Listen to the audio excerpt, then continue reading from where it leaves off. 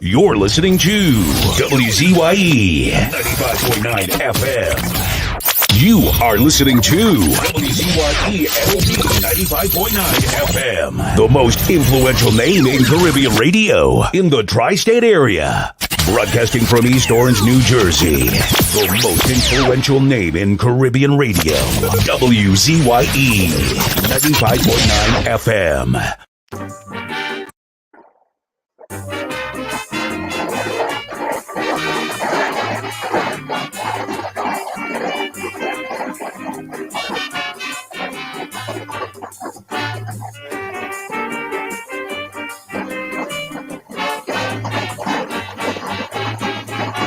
You talk about a place where the people are carefree living.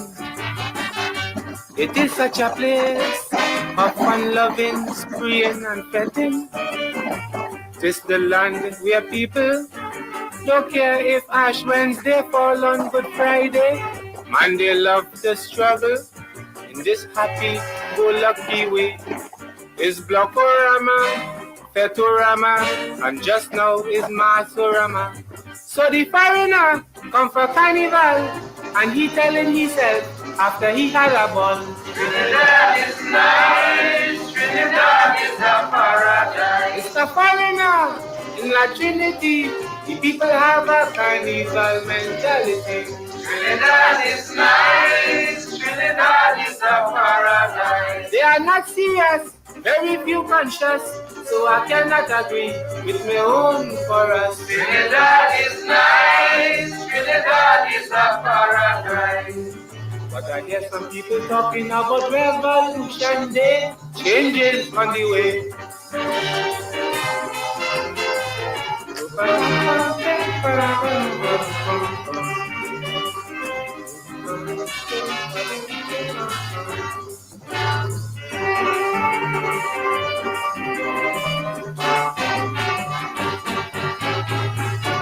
They're born in a land, the better parts controlled by the alien.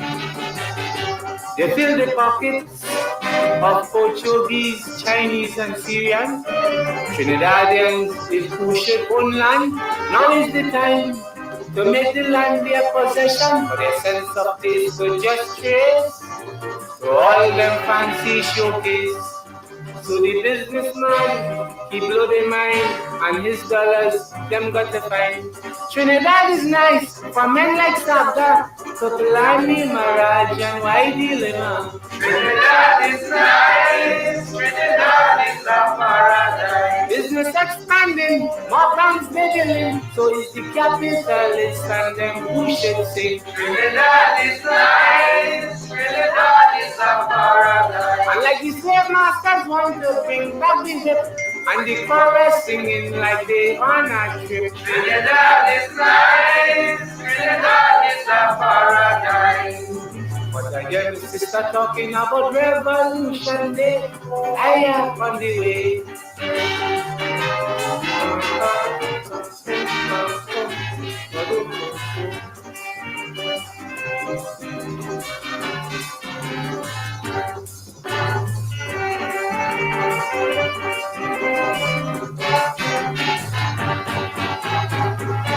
They don't know their worth, like they haven't a sense of value. They don't know their rights, even that they cannot argue.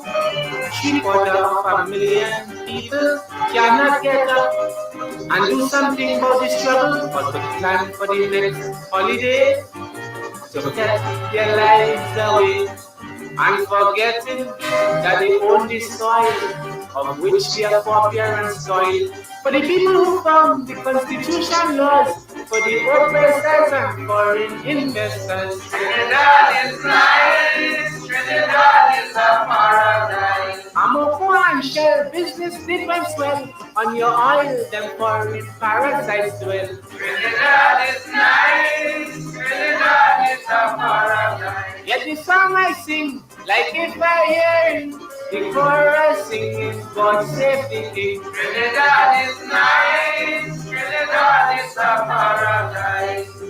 But I hear my brother talking about revolution day, fighting on the way.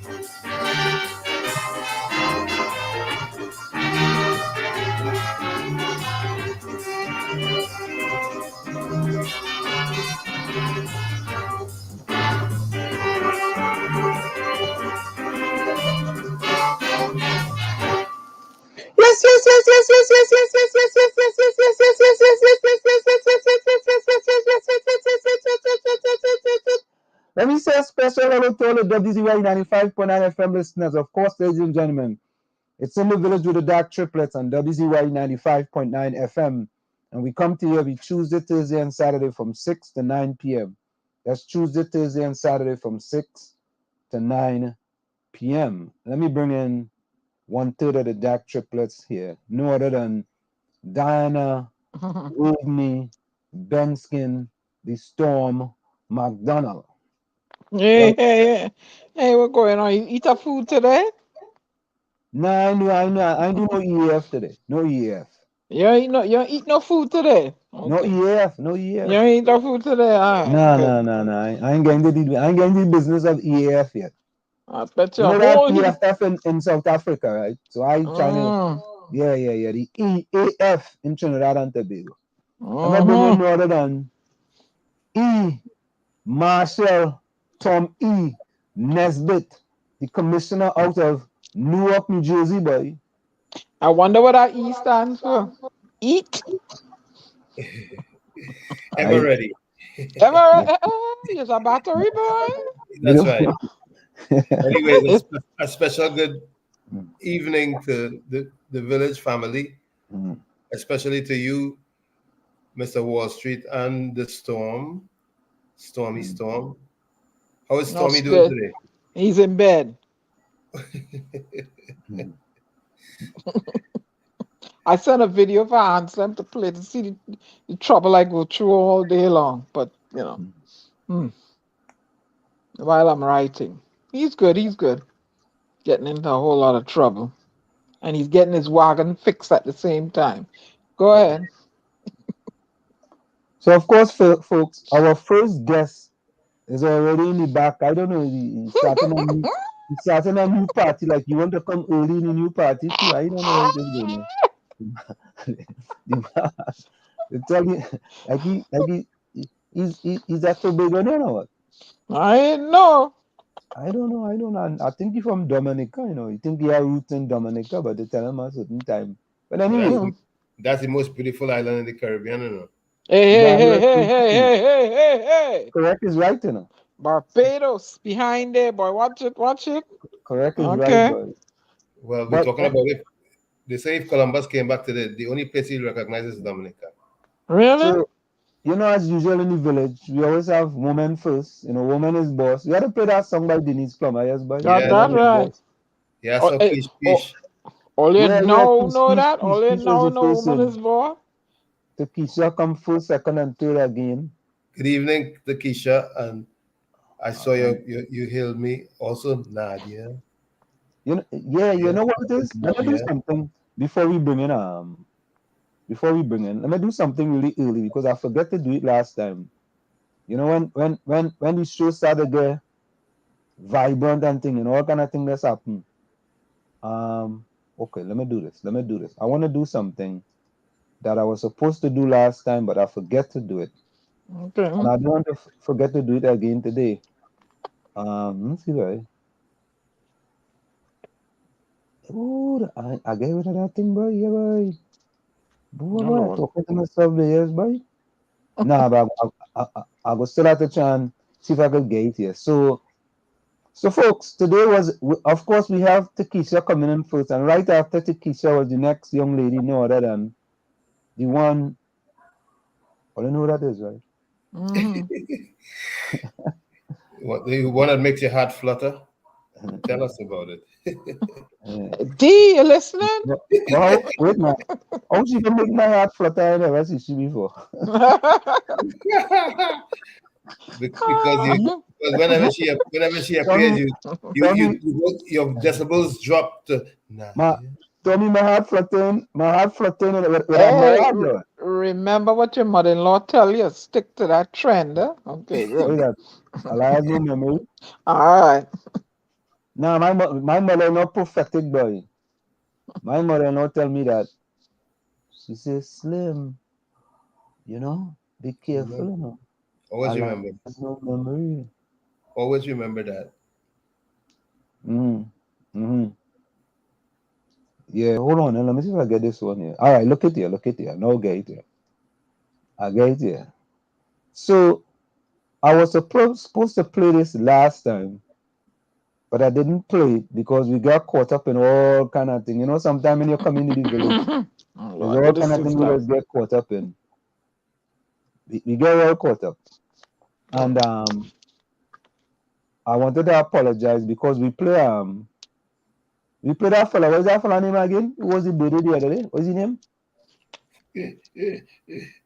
Huh? Dara? Oh, you mean the fella that's plant the green roses? You Yeah. want to play the juice cans? Yeah. The fella who planted the 4 trees, Mm, the 6 trees that he tell people is 4. But we mm. see Judge Volney in the background. Judge Volney, hold a minute. Let me just get this out of the way here because when you come in the village, the ants just come down from the mountain. So, so before the ants come down from the mountains, let me play this here. All right, earlier. So this is Takesha's daughter, right? Takesha says she does make costume and things, so she made a beautiful costume for her daughter, and this is her daughter here. Midnight Rubber.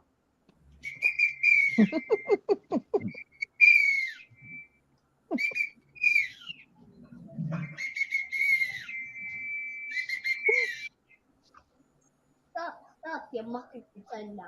Bow your head and bend your knees. Watch me with my perfect body. I come from near, I come from far. I dance like a Zulu in South Africa, in the Yanifa, Ocean Way, Nigeria. Where's my hat? Of a sign of a power.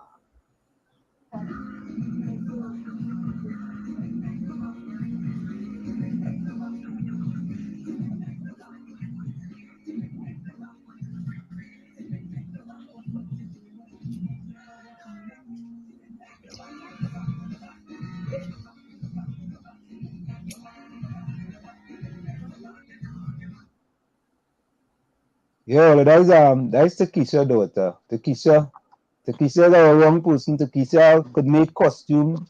She have I think she have an elephant as an animal. She have a Not an dog. elephant. Oh, she has a monkey as a pet.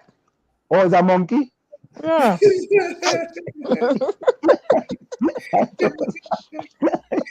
Oh, goodness me. Oh my God. I thought it was a baby elephant. Oh, Let's Lord. bring in our first guest. No other Oh, than the one and only Judge Herbert Volney joining us in the village with the dark triplet. Well, Judge Volney, you have been here before. The D is Diana. That's considered to be the storm. I am Ansem of Wall Street. G is Gary. Gary's going to join us soon. Gary is the Phantom. And of course, we have with us Tommy Nesbitt, who's a commissioner here in Newark. So, Judge Volney, welcome back to In the Village with the Dark Triplets and WZYE 95.9 FM. looking kind of serious there, Here's Your Honor. tonight. Yeah, boy. What's the deal with the serious face, man? Let me go and get Johnny Cochran before I start here. You had to dig him up. You had to zoom him. Go ahead, John. Your mic. You're muted. You're muted. Unmute your mic. Unmute him, Mic. Ansem. I don't know. Yeah. Nah. Is he mic? Oh, let me unmute him. Yeah. No, I can't mute him. You're You have to muted. mute yourself. Yeah, Unmute. Unmute. Unmute your mic. Yes, now you're good. No, still we're not hearing you. No. But he's No, unmuted. we're not hearing you. Maybe you need a volume up. Volume up on the phone. Volume up. Raise up your volume. Volume up. Raise up your volume. We can't hear you. Yeah, we can't hear him. Woo. Yeah, we're working on it, Indra. Raise up your volume. Volume up on the phone, maybe. Volume up. We're not hearing you though. No. He can't hear you. Yeah. Um, You have him on WhatsApp. I don't know if you want to send it link via WhatsApp. He's doing it through Facebook. I don't know. I sent it through no, we can't hear him. All right, let me do this. Let me kick him out and see if he comes back in. yeah. We Try got logging on pick it out again. and come back. Yeah, hold on. Let me see. Let me see if I add him back. What happens? Are you hearing us? No, You gotta no, fix your know. volume. no Yeah. microphone. Yeah, I'm telling him. You have a headset? If you can hear us, do you have a headset? You have a headset, sir, to plug in? Because No, we he can't can't hear hear you. you. All right, let me send him a message. Yeah, send him a message. Kick him out then. I will remove him. Not hearing you, sir. Yeah. Nobody's hearing you. Yeah, so all right, I think he's gonna get a headset. So folks, of course, Takesha was in 1, 2, 3 again. Nadia, welcome. Of course. Oh God, Takesha started. John Jadubia, welcome. Fistic inside.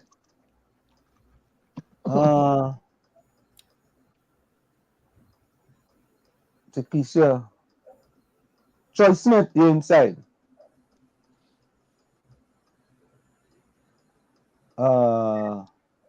So folks, we have Albert Montano, you inside. Welcome. Lions Love, welcome. You're inside. Albert Montano. Albert Montano says, a lot of Trinidadians are conditioned to accept a very low standard of living and accept excuses from the PNM government for their hardship. Okay. Troy Smith. Gary Mahabir, you're inside.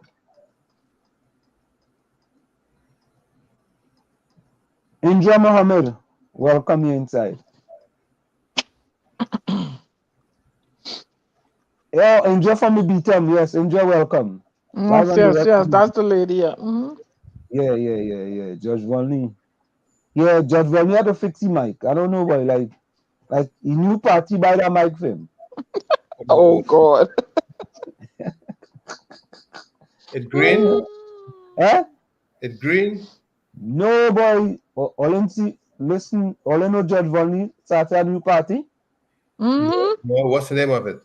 Look at what he's doing. We the People. We the People, Justice and Freedom Party. You see it? The kind of songs kind of like what Umbala had started. Yeah, boy. It omis mandere, all shall eat. Yeah, I like that matchup. All shall eat, boy. That's right. Judge Volney saying all the eat, boy. Nah, Judge Volney, boy. Only some people supposed to eat, boy. What is that one? We the People. Boy, you had to be part of the EAF, boy. Did he get back backstage again? Yeah, he went backstage. Judge Volney, yeah? Nah, his mic is muted. Oh boy. Yeah, you gotta wait for him to come back. Yeah, all shall eat, boy. Everybody eating. There's no Johnson not a vote for him. Look, why? Indra said we had some problems again today in the BTM. Lord, I'm fed up. Oh, jeez. We had to do another live from the BTM. We definitely had to do another live from the BTM. Indra, I mean, Joan said not a vote for him. Joan, you never know. Oh my God. With the way people is today, you just don't know, you know. Nope. But anyway, while we wait, I don't understand this thing. All you help me now. Tribe already sold out for Carnival 2023. So, how Tribe know we having Carnival in 2023 already? They're eating our food. But them eating a large food though. Eating a food, they have inside track knowledge. And tribe ain't that the one that you have a lot of women walk around with painted on them, and they naked as stitched as they're born. Now this picture that they have there that they're showing is very suggestive. Yeah, the guy that I seen that video. Somebody sent me down and look for carnival. I said, but she ain't got no clothes. All she had on was a thong, right? But the way it looked, she might as well not go with nothing painted on her, on her top part and other places. I'm like, what carnival coming to? No. Yes. I disagreed earlier. You disagree with her? Yeah. Why? Let's hear your opinion. Culture does evolve. Culture does evolve. Culture don't stay static. I don't like that culture. To be back in the 1950s and 1960s. Lewdness and culture are two different things. No. Lewdness and culture are two different topics. Talk, Tommy, talk. But Tommy, our culture, when you talk about carnival, is legal prostitution. And we call that culture. That's what it is. It's legal prostitution. And that's culture. Where other place do you go? Tell me, why do people come to Trinidad for carnival and always want to come back? I could tell you why I would like to go. I've never experienced a carnival in Trinidad. No. I'm not asking why you would like to go. I'm asking why people come to Trinidad for carnival. I don't like this walking around naked thing. I don't like that. Okay, you don't have to go down that road. Diana, you are in the minority.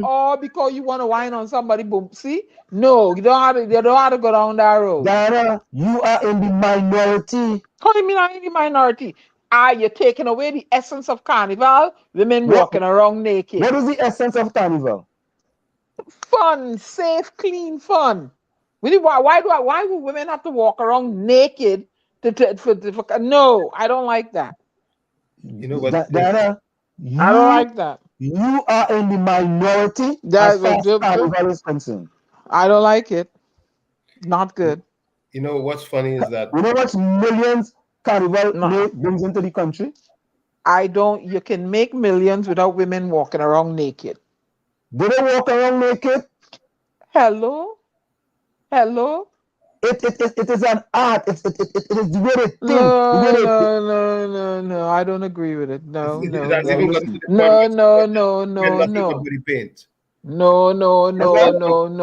You saw that one person that won nothing but body paint some time back? That is what? That's what I'm talking about. That is actually what I am speaking about. Me too, Tommy. People find a way to do things, right? That's very interesting. And we want to deny that? I don't agree with it. No, that's okay. It's not everybody want to come. Long ago, everybody used to wear a costume and put on all kind of thing. Now, times change. Look at a few years ago. We didn't have no electric cars, right? Okay. A few years ago, did we have electric cars? Let me ask you a question. You feel good your daughter walking around like that in the street? If she wants to go and play mass like that, no problem. Really? Yes, absolutely. I don't agree with it. So if she wants to go and express herself for carnival, No, I'm not stopping her. I don't agree with it. No. Let her go and express herself. I don't have no problem with that. No. Not in the street. Back? I'm not hearing him. Hello. Are you hearing me now? Yeah. We're not hearing you, man. We hear you now, man. But what happened the camera? The PNM mute your mic or what? Well, everybody trying to mute me. Judge Volney. But they can't touch me. They can't touch me. Because we put this up and we wonder if we people, Justice and Freedom Party, I wonder if they didn't, what kind of mic they bought you? I was wondering. All shall eat.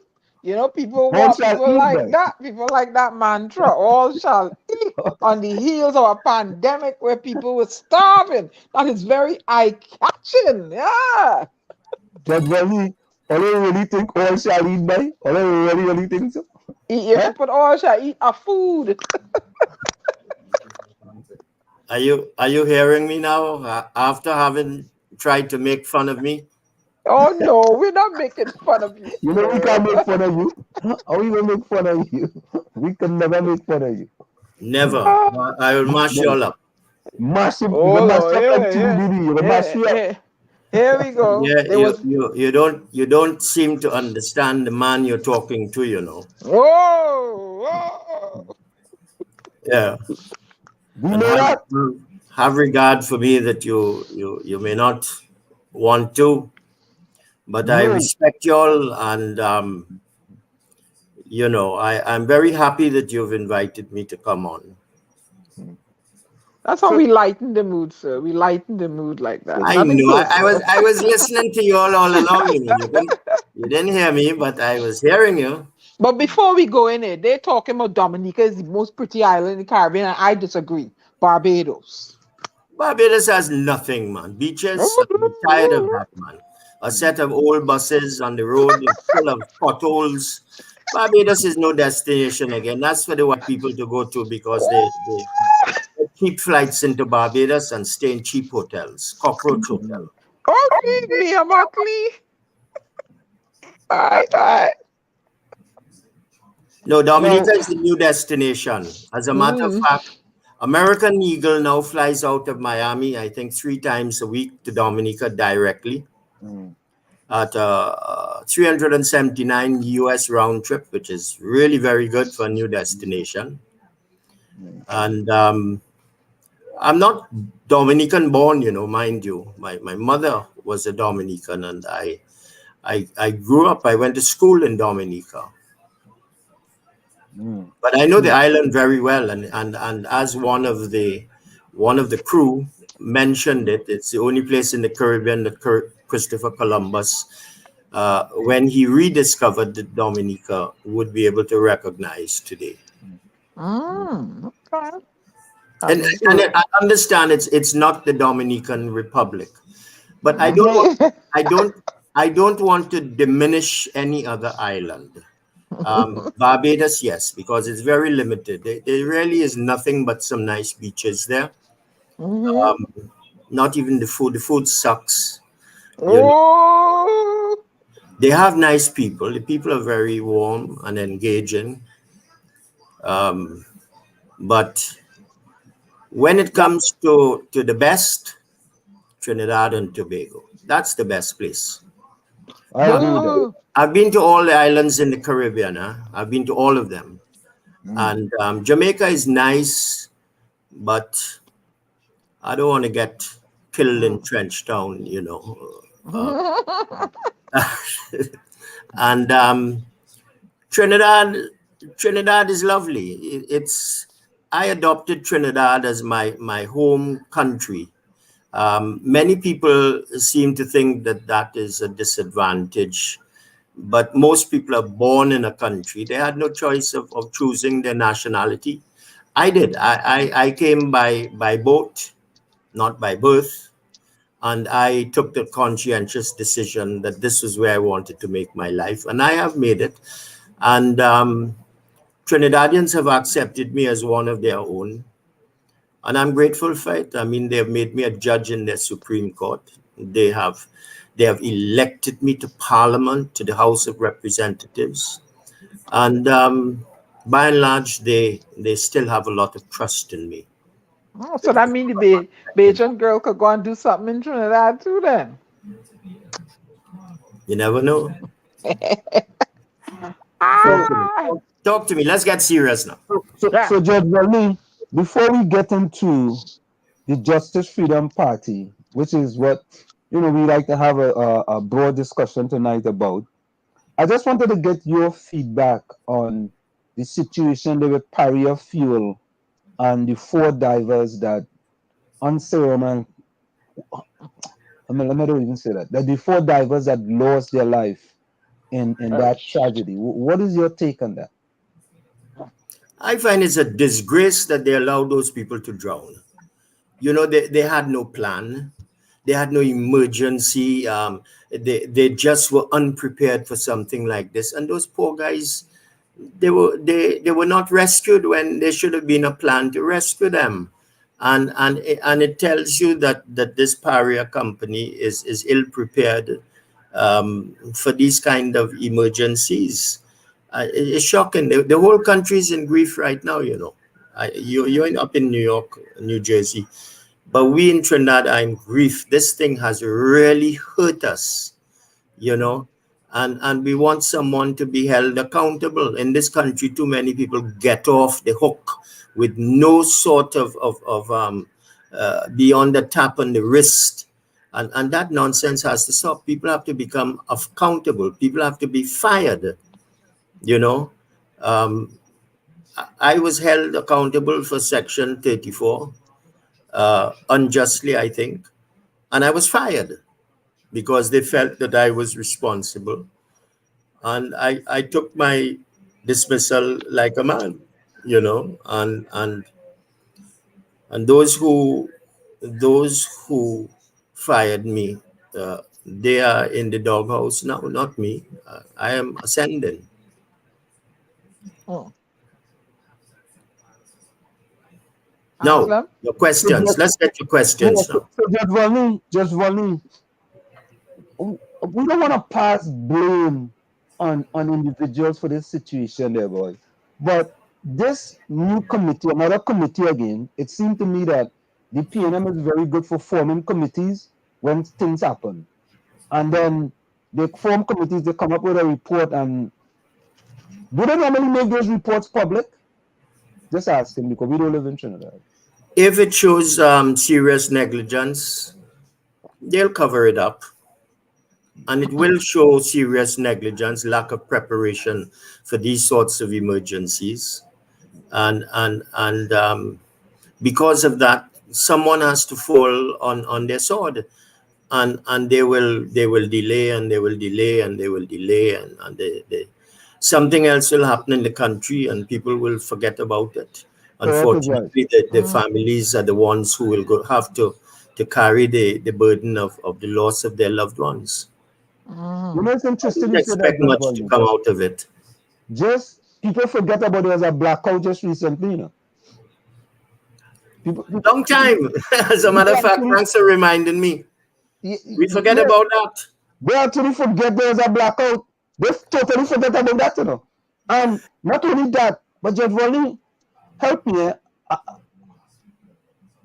When you have a disaster where 4 people have died, and the Prime Minister of Trinidad and Tobago, the best he could do is to release a letter on his social media page to the public of Trinidad and Tobago, boy. And I don't hear nobody, well, let me just say that. I don't hear the people of Trinidad and Tobago expecting more from their leader. Why is that? Am I out in Mars somewhere? Well, we are hopeful that our leaders will do the right thing. I mean, he showed a picture of himself meeting with people from Iran, which must have angered the United States, friend of ours. He has shown absolutely no real empathy. I mean, as the Prime Minister, he's supposed to be the empathizer in chief. Only today the president has awakened. You know, she's always asleep like Rip Van Winkle. and only today, this evening, it is said that she sent a message of condolences. And what we have in Trinidad and Tobago is failed leadership. And that is why I will spend my efforts in preparing the country for a real alternative to these 2 failed parties. This is no third party. This is the alternative in government to both the UNC and the PNM, who have to take a break now, you know. And it is ripe in the country, as Tobago has shown in Tobago, that people want change. They want something different. And my attitude is, if not me, then who? I am not a political leader of this new party, which has not even been promulgated yet. I don't intend to seek the office of political leader. I am just the John the Baptist. I am preparing the way for the one who is to come. And that one who is to come will come after leadership elections, 1 year after promulgation of the party on May the 14th, 2023, when all members of the party will be able to vote for their own leadership. I am not propelling myself as leader and prospective for future prime minister of this country. I am not. I am the John the Baptist, as I say. The real person is coming, and I am just preparing the way. And that has to be understood. I am only preparing the way. You know, Judge Volney, Yes. we're going to spend most of the night talking about the vision for this new party, right? But I just want to get back to something that you brought up there that I Yes. think a lot of people in Trinidad and Tobago totally miss. They have missed the boat. You know, they went by the wharf and they take a stone and they miss the whole ocean. And I want to put something up. I want to put something up. You have your way of putting things, huh? I love it. I think your listeners like it too. Thank you very much, Judge Volney. But I want to put this one up here.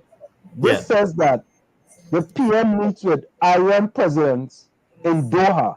But stick with me for a little bit. You hear that, right?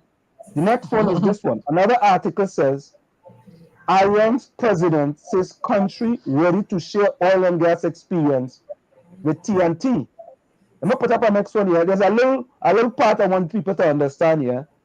Maduro Hezbollah nexus, how Iran-backed network propped up the Venezuelan regime. I'm gonna put up a next one here for you. Russia and Venezuela discuss strengthening partnership, Ukraine situation. Right? And here's the last one. Maduro support for invasion of Ukraine, a regional concern.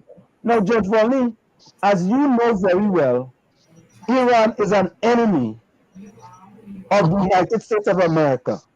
Right? Iran, Venezuela is also an enemy of the United States of America. Russia is also an enemy of the United States of America. Why is our Prime Minister meeting with enemies of the United States of America? You know, I know you are a very learned man and you can help me. Ask me, ask me why I really can't answer that question. He has a tendency to like to sleep with dictators and strong men because it enhances, in his view, the bully that he is, you know. But the thing about it is that when you lie with dogs, you're going to catch their fleas. Word. And that is what we see quite clearly in Keith Christopher Rowley. My own view is that he is looking for the presidency next year when the office becomes vacant, and that he will formally step down as prime minister, become president. So he doesn't care. He no longer cares, and we just have to wait and prepare, which is what I'm doing, to drop a flogging in the PNM and on the UNC as well. That is what the people want. As I say, this is not my party. If what the people want is what they get, a party, a political party of the people, by the people, for the people, then the PNM's cutoffs is booked. No. And the UNC is not going to benefit from it either, because a former corrupt party is just as bad as a present increasingly corrupt and abusive party. which is the PNM under this Keith Rowley. But Justice Volney, here is a question people will ask, right?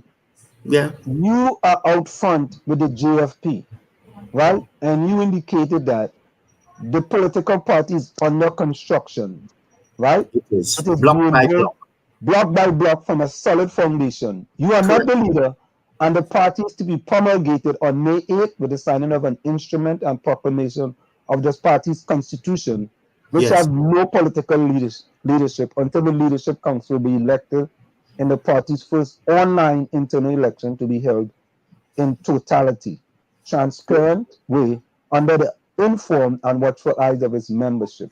Now, you got it right there. Right. So people will ask the question, right? You are not the leader, right? What about if the people decide they want you to be the political leader? What happens then? The voice of the people is the voice of God.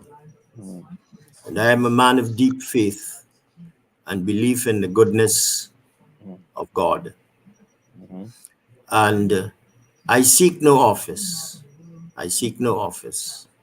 My wife is opposed to me taking up any office. I think that I have convinced her that I will return to the constituency of St. Joseph to win it back, not for the UNC, but for the forces of change. So that is going to be one seat that the PNM is going to lose. There are other seats that we know that the PNM will be under some problems with along the East-West corridor. You have to live in the East-West corridor to understand the politics of the East-West corridor. And the UNC, if it is wise, will keep itself south of the Caroni River. Because from the time they cross the Caroni River, they're dealing with a different ball in the politics of Trinidad and Tobago. And there is an element of religion in this. You must understand that the East-West corridor is highly populated by Catholics. Throughout the East-West corridor, you will find a large number of Catholic churches. In St. Joseph constituency alone, there are 3. And there are many, many schools that the Catholic board operates in the constituency of St. Joseph. Many, many, more than government schools. And the people who go to school from primary school know the Catholic way of thinking. And I don't think that there is any other politician in Trinidad and Tobago, barring perhaps Jack Warner, who is embedded with the Catholic dogma in their heart, as I am. And I used it to great force in the election of 2010, when I was elected with a huge majority that has been unmatched since. And once it is that the UNC decides to back out strategically of the East-West corridor, it's going to be blows in the PNM skin. Trust me, I can tell you. Now, Judge Volney, someone asked a question. Yes. Mr. Volney, does a president appointment need 3/5 votes? Does a what? A president appointment needs 3/5 votes. No. Simple majority of all the members of the Electoral College meeting together. That is the Senate and the House of Representatives. A simple majority will suffice. So here is somebody asks, this is like a statement but a question. It says, you think Mr. Volney is more recognized than Mr. Hudson Phillips, Mr. Carl Hudson Phillips? I mean, I can't walk in the shoes of Carl Hudson Phillips. I worked in his chambers for 3 years, and I know the measure of the man who sadly has passed on. He was a great man, a good lawyer, a good human being. I mean, he was maligned by the PNM when he fell out with Eric Williams. When Eric Williams decided to say that he was leaving as prime minister and to look for a successor, it was a way of setting up those who were ambitious and looking at for the job, as you would recall if you're old enough to remember. And when he returned, Hudson Phillips had the strength and courage to resign from the PNM, and that has been the case right through in the PNM. They have their way of dealing with dissidents and keeping their membership in line. But I can't ever think of stepping in the shoes of Carl Hudson Phillips. He was bright. I mean, I have my wisdom and my knowledge, but I wouldn't go so far as to say that I am a bright leader. I may be more visionary than bright. Hudson Phillips was bright. Now, Judge Volney, the motto of the GFP is all shall eat. What exactly do you all mean by that? All shall eat means to say that the resources of the state, as the lefties, the David Abdullahs and the Ansel Roger and them would say, the patrimony of the country has to be shared, and shared with equanimity, that all shall eat, no one shall remain hungry. And that is the base philosophy of the proposed Justice and Freedom Party, which is that rather than concentrate, if or when in government, on mega projects like creating new roads and expanding airports beyond what is required and expending the resources of the state, this party will adopt the posture of spending money on the people and the development of the human resource of the people. I mean, it hurts me at the end of every school year to see these young people, our children, walking up and down the streets with these brown manila envelopes with their curriculum vitae, looking and knocking at every business, trying to get a little job. This government has not created any jobs in the 6.5 years in which it has been in power. And the last government was not much better. And that is why the resources of the state has to be directed at ensuring that there is job creation, jobs. And with job creation, everyone will eat. I didn't say eat a food, which is the UNC way of doing things, which is to sharing among their supporters a good food while the others starve, and that is not the philosophy of the party to be. It is that all shall be employed.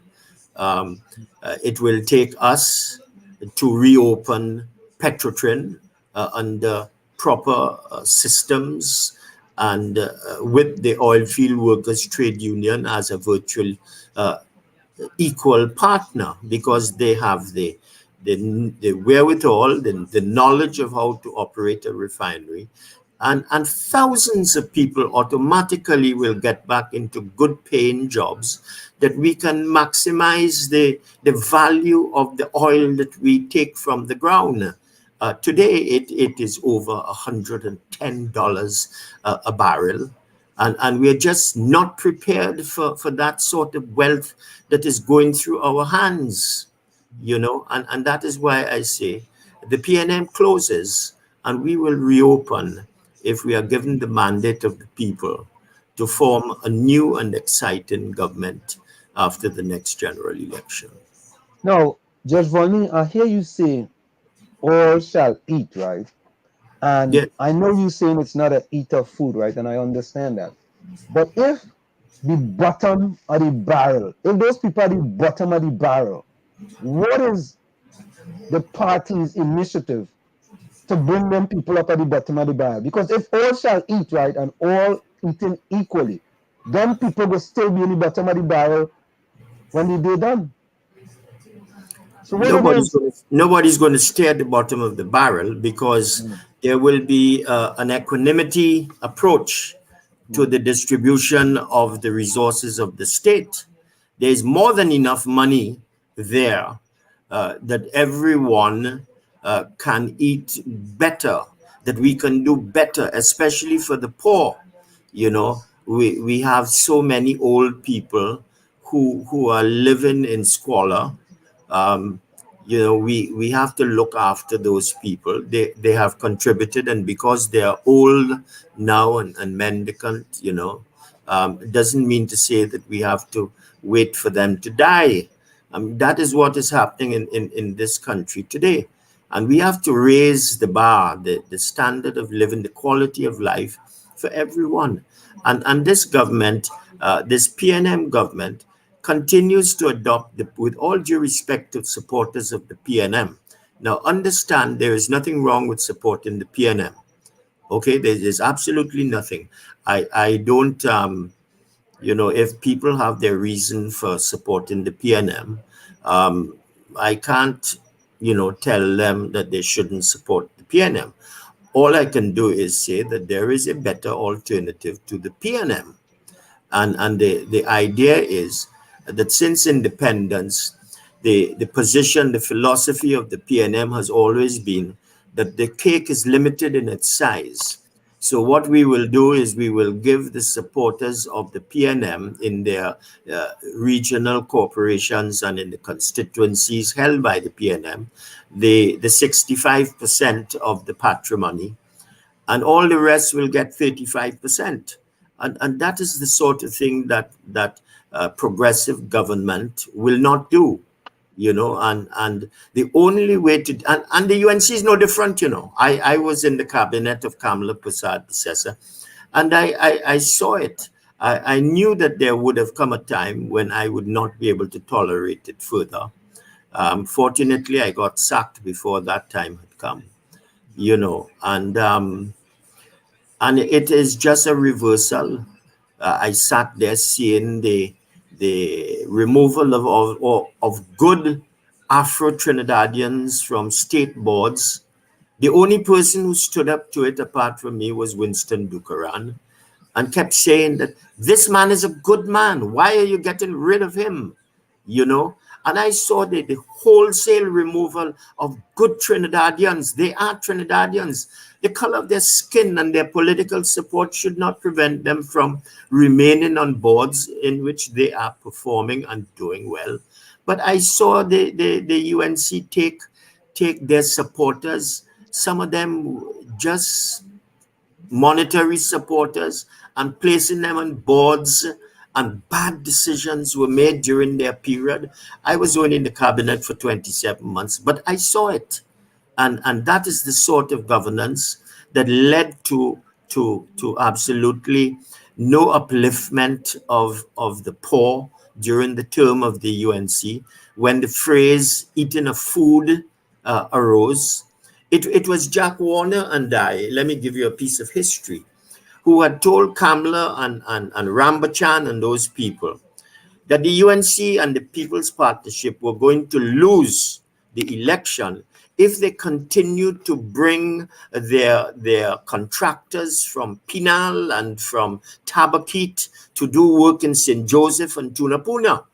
Because while they were doing that, the people in Tunapuna and in St. Joseph and along the corridor were watching people coming. They were watching, as in Trinidad, they say, the coolies coming into their territory to do their work for them, building basic things like box trains.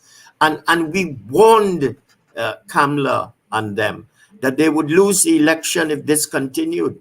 Of course, we were right. They did lose. They lost everything along the corridor. And what I'm saying is that, mindful of that, I shall bring my experience to bear in this new party that I know will be built on a solid foundation, and that will grow with time, Each member will bring a block, so to speak, to build the party, and we will challenge the existing political elite in this country. We are not in any way Politburo people. We are just Trinidadians looking for good governance. So, Judge Volney, hold it right there. We got to go for a quick station identification. It's in the village with the dark triplets on WZYE 95.9 FM. We have with no others. I call him Justice Herbert Volney, and he's always a justice as far as I'm concerned. Justice Herbert Volney, who's always, takes his time to join us here in the village. So stick and stay, don't go nowhere. It's in the village with the dark triplets on WZYE 95.9. Yeah, you have bills to pay. You're listening to WZYE 95.9 FM. You are listening to WZYE 95.9 FM, the most influential name in Caribbean radio in the tri-state area. Broadcasting from East Orange, New Jersey, the most influential name in Caribbean radio, WZYE 95.9 FM. It's in the village with the dark triplets on WZYE 95.9 FM.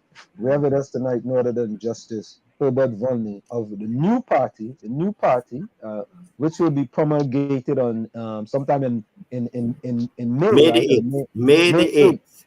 Right, and I have a question. The motto of the GFP is "All shall eat," and its passwords are justice and freedom. Go ahead, Diana.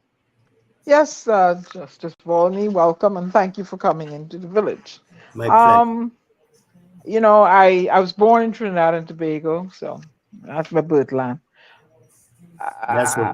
It's a good place to be born, actually. But my mother and father is Bajan, eh? Okay, anyway. Well, I have a brother who recently died who was born in Barbados. We are a CARICOM family. Okay, cool. So, I'm going to make a statement. Yes. Is it safe to say that we over 60, we are closer to the departure launch than the arrival launch, right? I'm thinking as a poet here. As a rule, I would say yes. Okay, good. You are forming a party. What blueprint are you leaving? What blueprint do you hope to leave? Because we that are closer to departure launch, we need to leave the country for younger people to take up the baton and keep running with it. Are you going to form this party with all ideals from the other, that they're accustomed to, or are you going to form it that it is transformational and younger leaders will, be able to come in and say, you know what, Justice Volney and this group left this thing here for us. Let us run with it and take Trinidad and Tobago forward instead of going back to the old ways we know don't work. Or Diana, to put it succinctly, recycled politicians. Thank you. Jack Warner's newspaper, The Sunshine, recently, which I subscribe to, I write in, recently posted a very interesting set of statistics which says, and it is from good sources, good database sources, that the best time in a human's life for intelligence, knowledge, and wisdom is between the ages of 65 and 75 years old. Okay. There is also, I'm sure that you would know the expression in however it is said, that those who ignore the lessons of history are condemned to repeat them. Now, when you take young persons with very little exposure to the experiences of life, and you thrust them in high political positions, they are going to be lost. So that what you need to have is a combination of experienced persons together with younger persons, so that the older persons can mentor the younger ones, so that when they expire in politics or retire generally, that they can leave a balanced human being in the seat of politics. And that is my personal philosophy. That is the way that I see it. And that is why the Justice and Freedom Party will at the outset have a council of elders comprising of persons from all endeavors of life, 12 persons, from sport, from culture, from politics, from law, from every aspect, from tourism, to mentor the building, the institutional building of this new party in its first year. It will continue thereafter. But one of the things that this Council of Elders will do is they will consider and approve every application or nomination for executive positions in the party, so that you don't get lunatics, carrying their supporters into the party and taking over what is a noble and good idea and spoiling it. So that this party will be quite different. It will mix experience with youth, and also understand that its leadership will be selected and elected by its members. This is not Philip Edward Alexander, PEP, in which he is a political leader for life, self-appointed. This is not such a party. This is not a Pandey party. What's the name of the girl, the young lady who has appointed herself to be political leader of her own party? Political leadership should never be imposed on people. They should elect their own political leaders. And in this new party, not only will the membership elect its leaders, and not leaders imposed on the membership, but also they will also elect the candidates to face the polls. There will be internal primaries of interested persons who are interested in serving at the national level. And internal polls will be conducted for the people of the party, the membership of the party, not any screening committee made up of oligarchs and persons representing vested interests to choose who will be put up as the party's flag bearer at a general election. It will all be people oriented. It will be participatory democracy within the party. And this party is going to be a virtual party, especially in the first 2 years during the age of COVID. Its membership roll is going to be encrypted so that nobody knows if you are a member of the party. Not even other members will know who is in the party, except the leadership council or the pro tem organizing committee will know who is in the party. Why is that? Why is that? Yes. You see, in this day and age, you have to be able to be in the PNM and also in the JFP. It doesn't mean that because you're in the JFP that you will have to vote for a JFP candidate, but you can participate as an equal member in the JFP, and on election day you can vote for the party's member candidate, or you could go back if you want to stay mired to the past. You can vote for your PNM candidate, but nobody will know that you're a member of this party. I found it to have been very successful when I sat as a judge and a jury, because I introduced a system whereby every juror was assigned a number. They liked it because they didn't want to be sitting down in judgment of people and their name, Anthony Joseph, present, John Filbert, present, for these people to have their names marked. So it's quite a different thing when they said, Juror number 7, present. Juror number 35, present. And it worked very well. And equally, one of the things about this party is that the membership roll is going to be encrypted to allow for privacy, secrecy of the identity of its members. So this is going to be quite a different party. Now, Judge Volney, something I didn't understand, right?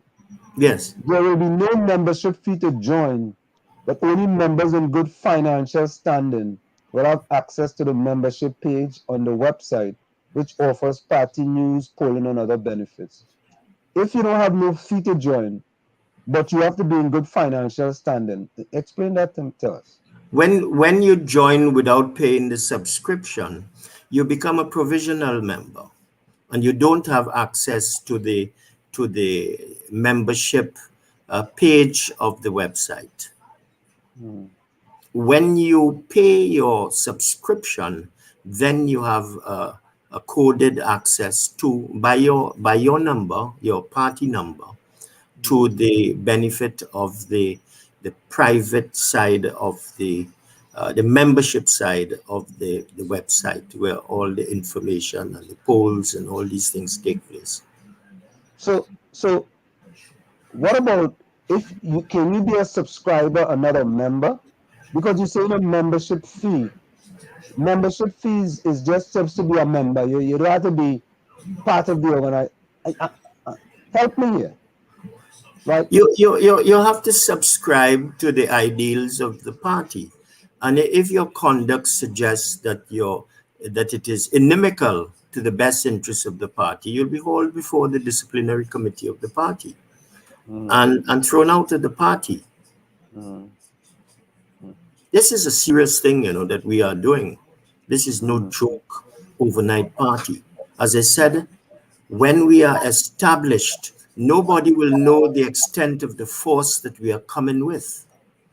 When the ballots are counted, we will see whether people genuinely want change in this country.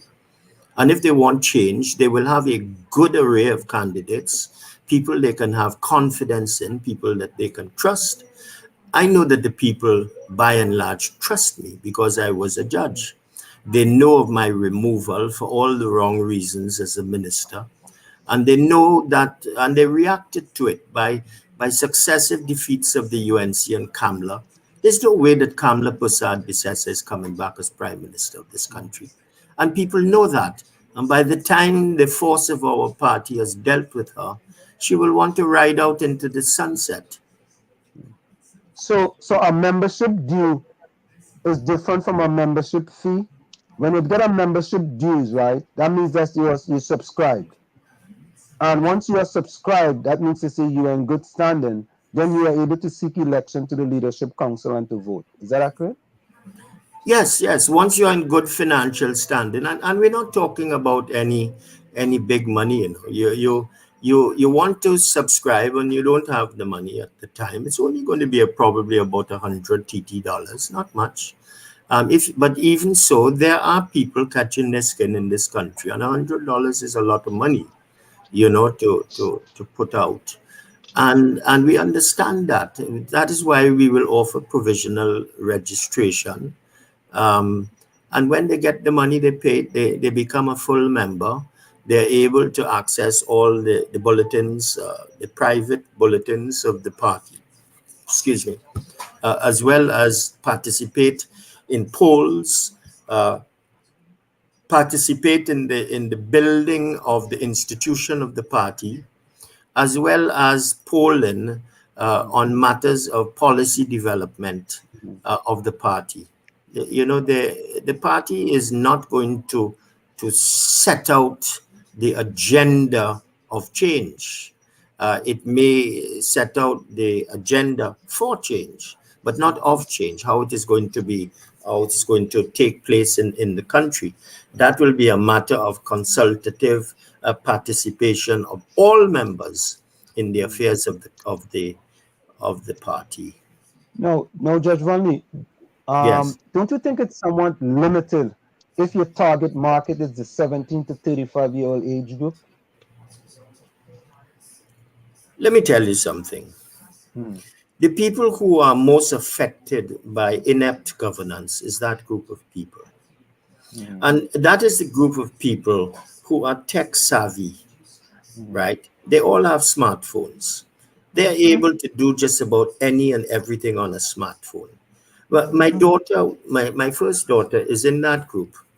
She has a very good job in a large international corporation. And she, up to last night, she told me she does all her work at home on her cell phone.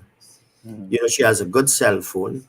And most young people, age 17 to 35, would have cell phones. The older fogies, they pick up the Guardian newspaper and they read it. And they are less likely to change from their years of voting based on keeping the coolies out of Arima and that sort of attitude, you know. Or we can't vote for the niggers in Chaguanas, that sort of thing. That kind of politics still exists, but mainly among the old voters. And there are enough young people to change the course of the next general election. I'm talking about people who are now 17, who will be at least 18 at the date of the next election, which I think is going to take place in 2024. And enough people to change the outcome of the general election and remove the government and the opposition. Now, Justice Volney, Yes. this is Commissioner Nisbet. Now, Yes.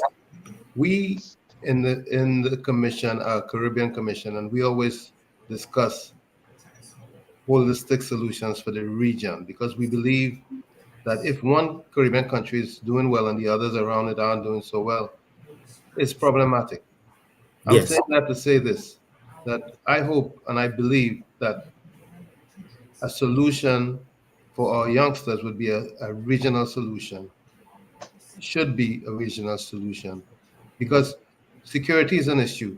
In order to improve our security situation in the region, we need collaboration monetarily, financially.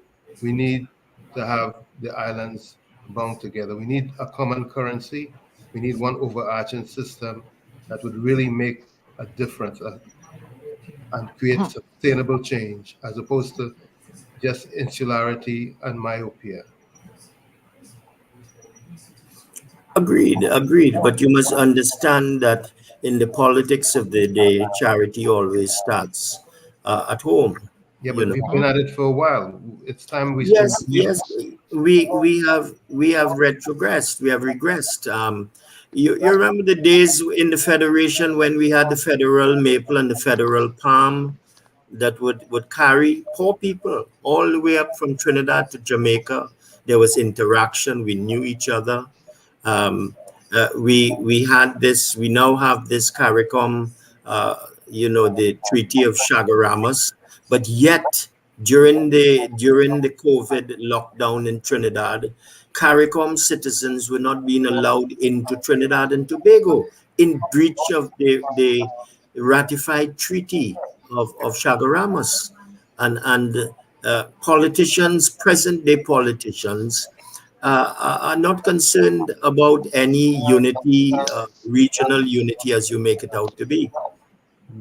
I mean, real regional unity, because CARICOM is just A talk shop. exactly. But they did do some good work in Belize. If you look at the communique that was issued today, they did touch a lot of ground. You know, I'm sorry but I don't think I saw where they did not sort of synchronize the requirements of fellow CARICOM citizens to enter each country with just the rapid antigen test 48 hours before travel. Now that has been introduced in Dominica for good reason, as well as in Barbados. And we expected that at the CARICOM meeting, they would have adopted a similar posture because what is coming in is by and large vaccinated persons from overseas to meet the COVID 50% of unvaccinated persons, for example, in Trinidad and Tobago. So why must you impose a PCR test on visitors, including nationals who are fully vaccinated, coming into Trinidad? Why must you? A PCR test is not a nice thing, you know. They take something and they shove it down your nostril almost to your throat. It is painful, and it is also very expensive and very inconvenient. The rapid antigen test suffices for the same purpose, and most people coming into the Caribbean now are fully vaccinated. So it tells you the backwardness of leadership, that we still have these impositions upon us. And Trinidad is very, very backward when it comes to these issues.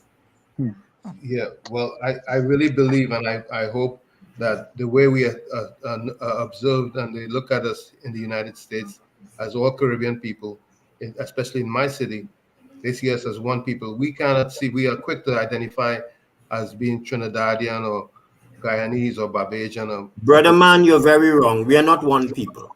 No. No, we are not one people at No. all. Don't you dare tell a Bajan that he's one people.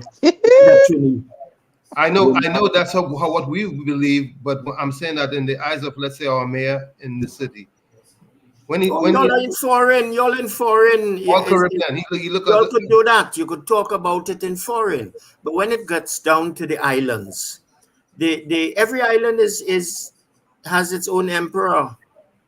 But what we need is one overarching system, because we can unite and do a much better job and create many more. That is an ideal. Judge Volney, don't you think that is a byproduct of colonialization, and that we just can't get it together? I mean, of course. Do you recall the lessons of history that islands had to trade through Britain with each other? That is how it has always been, and we are trying our best right now, by our present crop of leaders to bridge that, you know, and they're trying, but it's very difficult, because in the eyes of the people and in the minds of the people, we are not one people. You know, Judge Volney, you in your writings, you stated that will it be more of the same PNM UNC, or will it be a government of the people, by the people, and for the people? Now, we have had the ILP came, and people thought the ILP would have a significant impact, and do that third party that can be a force. Who people? Where you get that from? Is that the few of y'all in the diaspora? No. There were a few people that voted for the ILP back then, as well as the COP, right? The COP got what, over 150,000 votes back then? How was the COP forged? It was forged by Winston Dukaran breaking up with Basdio Pandey. That is how it was born. And those people who supported Winston Dukaran, who were largely the old NAR guard, they decided to follow Winston, and Winston formed the COP. But there just was not enough in that group outside of anywhere to win a seat. When they won the seat, the 6 seats along the east-west corridor from Arima, coming down that way, and in San Fernando, the only reason is because there was unity among all those who were interested in defeating the PNM. The partnership was created as a vessel for the election of 2010, and it succeeded, much like the NAR had been in 1986. But this here is a party that is being built block by block for those people who want to see change, and change includes, of necessity, throwing out both the UNC and the PNM from representative government in parliament. Now, Judge Volney, most people see your new party, right? But people already My see, new party is not my new party. well, a new party that you A are new part of. party. A Huh? new party. Well, a new party that you are part of, right? Yes. Yes. So some They people will see say what that the with skepticism and cynicism. You know, they will say, well, it's just dime a dozen. But they will see with the passage of time how this party will grow because there is no imposed leadership. Who knows? David Abdullah could very well become a member and elected as the party leader. You don't know. You know, anything is possible in this party. but Judge Volney, if that Executive happens, then Council. people can say it's Huh? just a reincarnation of MSJ. If that happens, people can say it's just a reincarnation. It's another recycled politician coming from another party that hasn't been able to get a footing in Trinidad and Tobago. Brother man, we don't know who is going to lead the party. No, I understand that, but I'm just The saying that. people will elect its leader. David But Judge Volney, Abdullah put himself through the Oilfield Workers Trade Union as president and political leader of his party. And it has never gotten traction since. Jack Warner did the same thing with the ILP. People do not like their leaders to be imposed upon them. They want to elect their own leaders.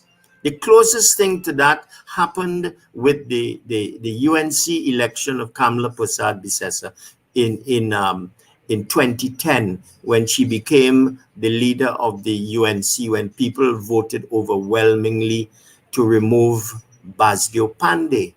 You know, people do not like leadership to be imposed upon them. but Judge Volney, the Yes. PDP have shown they can be successful in Tobago, right? And the PDP now wants to come to Trinidad and Tobago. Don't you think that what they have done in Tobago, right? I know Trinidad is different. Trinidad and Tobago is different. My father is a Tobagonian, and I have brothers living in Tobago, so I know the difference, all right? Right? But can that be in a person's psyche that, all right, I don't want to be part of the PNM no more. I don't want no more of the UNC. But you know what? If the PDP come, I will take a chance with the PDP. And I am saying if the PDP comes to Trinidad and only run in the East-West corridor, forget about it. That's a waste of time. To me, if they're going to come, they should run in all 41 constituencies. What do you say? When the PDP comes, should it come, it will be looked at as a Tobago party, messing in Trinidad business. You know, they say cockroach have no place in foul business. That is how we are as a nation. We love Tobago. We supported the PDP from Trinidad full force because we wanted them to defeat the PNM. But the PDP is a Tobago party, and it will not catch on in Trinidad, especially in the critical East-West corridor, where if you win, you form the government. Judge Volney, I wanna totally disagree with you, because I believe that the people of Trinidad and Tobago are looking for an alternative.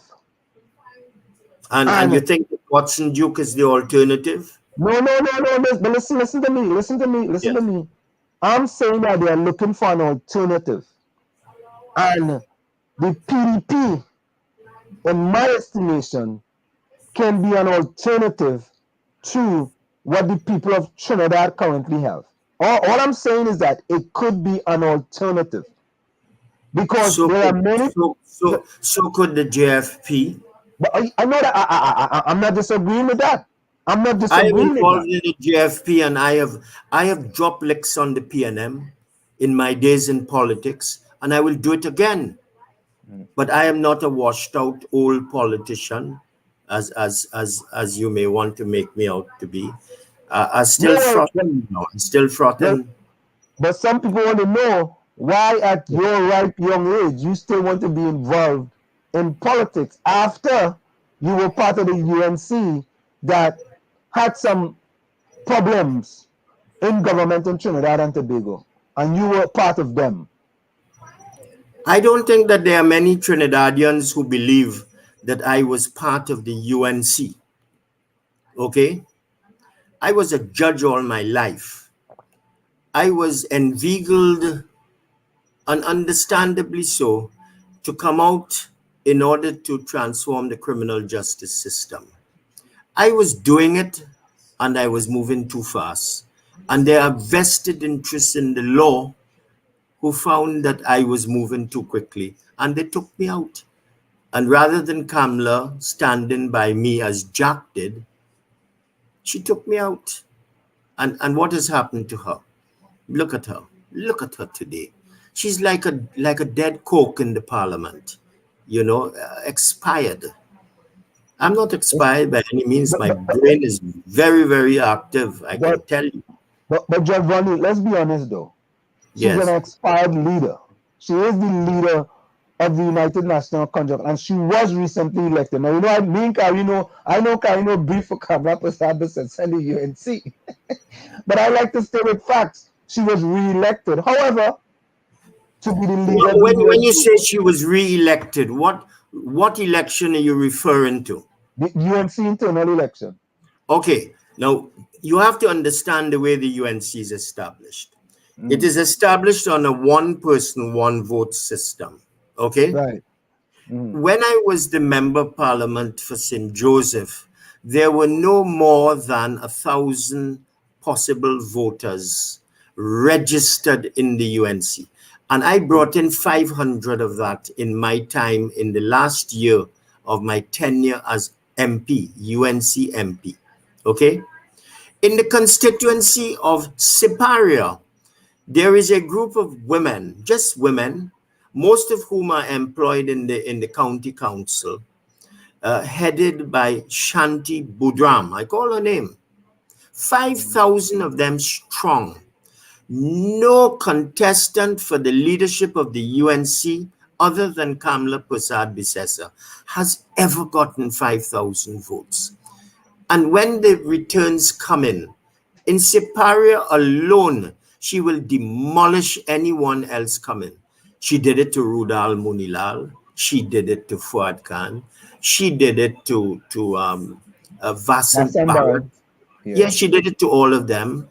And once that system obtains within the UNC, she will remain political leader until she either dies or she demits office. She gives it up after she gets another catarrh in her skin, with all due respect to her.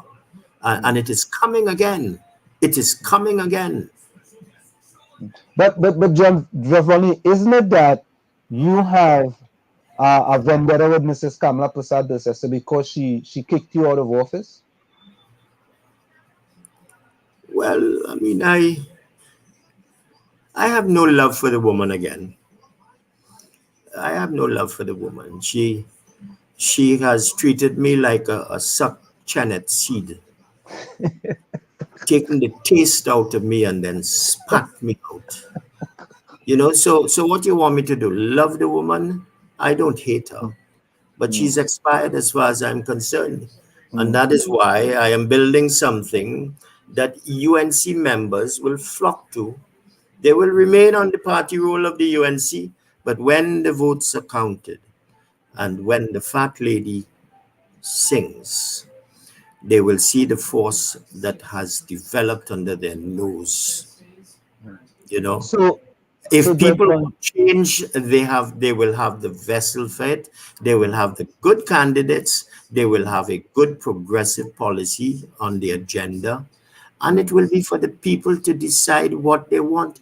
Do they want better or do they want more of the same? If they want better, they will vote for the JFP, Justice and Freedom Party. Or if they want more of the same, they will go back and they will vote for Kamla, who will lose again, or they will vote for the PNM. So Justin Volney, here is a question somebody asked, right? And I'd Yes. like to ask the judge, what will be his plans for Afro-Trinidadians that's been abused by the PNM government and the 1%? I'm just asking them as I see them in the chat, all right? Could you repeat the question? I'm a little hard of hearing. Okay, I would like to ask the judge, what will be his plans for Afro-Trinidadians that have been abused by the PNM government and the 1%?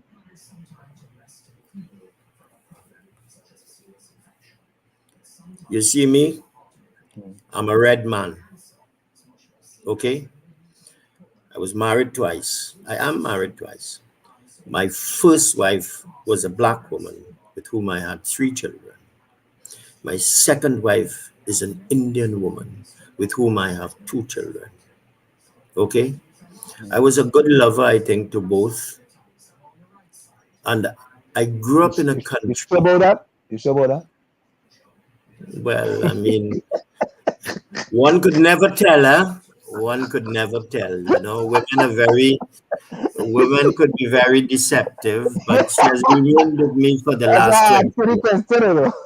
Go ahead. I am a man, you know, you never know what could come your way, you know. But by and large, I treat both women as good women. They have been good women to me. And there's no distinction between the Afro-Trinidadian and the Indo-Trinidadian. In this party, there will be, I hope, a good mixture of candidates when the time comes. I am hoping that it will be neither an Afrocentric nor an Indo-centric party, if I have my way.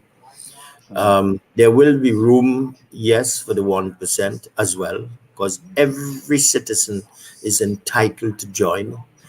There will be place for the Chinese community, for the Portuguese. There will be place for the Baptists, the Hindus, the Catholics, the Christians, the Anglicans, the Muslims, everyone in this party. It's a big tent party, you know. And if people want change, they have the opportunity to embrace a true alternative to what now exists. If they don't want to, it will be my everlasting legacy that I tried. I did my best. I did it my way, you know. And if people don't want it, well, so be it. Don't complain when you get abused by the PNM or abused by the UNC should they ever return to power. So Judge Volney, here is what somebody says, right? This is a statement. Judge Yes. Volney, it's time for you all to play with your grandchildren and leave politics for young people. What do you say about that? That is a very ignorant statement. Why is It that? is a very uninformed statement. Okay. Look at me. Look at me. I could still get it up, you know. You mean you There, can still stand up? there, there are You can there still are stand up on your many 2 feet? there are many young men who can't, Stand up on the 2 feet? you know, and male virility is an indication of value as a man. No honey goat weed here. Judge Yeah. Volney. Yeah. I'm not hearing you, Paul. You're not asking me any questions.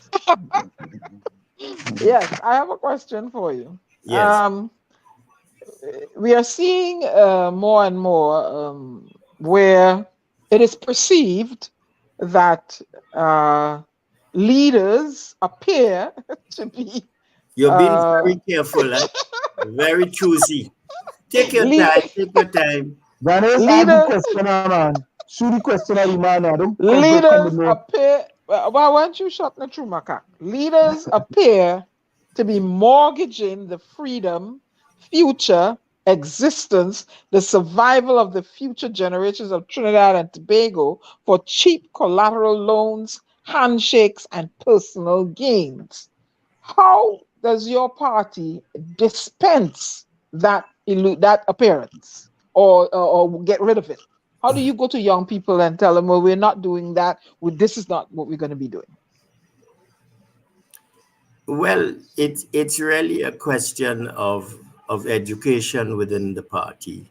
on the ideals of the party, on what will not be tolerated, education.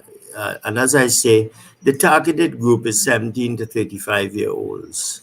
That is a critical part of it. And they have to understand from the very motto of the party, all shall eat, that this is a party that is for all, not just for the young, but for the middle-aged people and also for the older people who will need the cover and comfort of the equality, not necessarily equality, but equanimity in the sharing of the national reserves and the national resources of the state.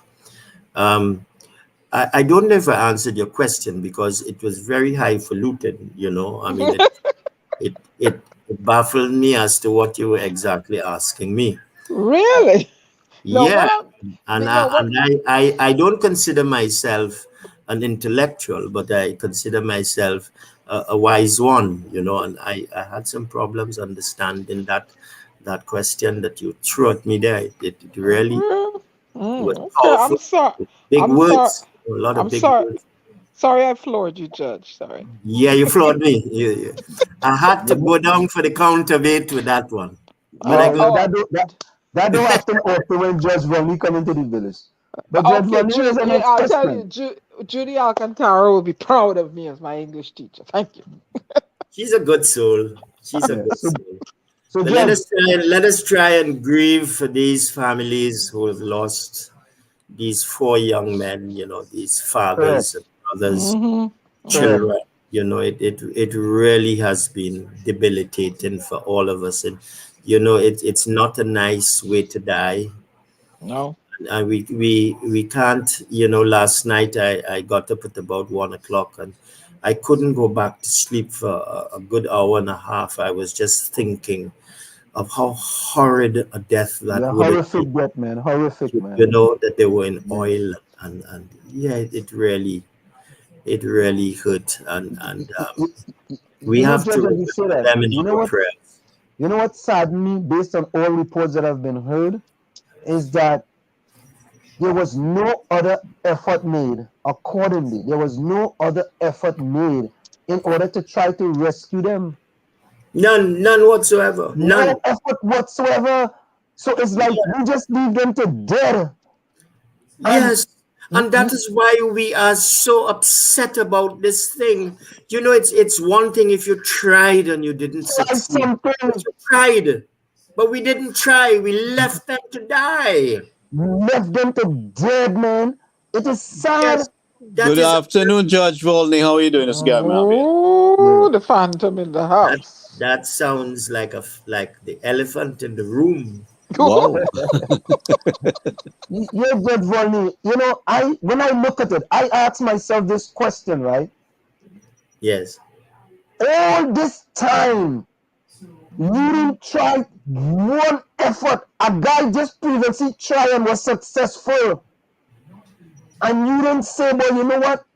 Let me make an effort. Or they want to sign on this dotted line here, or they sign. And let me make an effort to try. And you said it. It's better to try and fail to try. Yes. You know, if it meant putting a cord, tying cords to people going in that you could pull them out if they got into difficulty, at least we would have tried.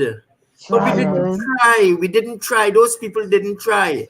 And you know, those people in charge of that company should all be fired over this. And they show no empathy about it. They should all be fired. That entire board should be removed immediately. Judge Volney, I have said this. I don't understand why the Prime Minister of Trinidad and Tobago didn't say, you know what? All of them go home when the investigation is complete.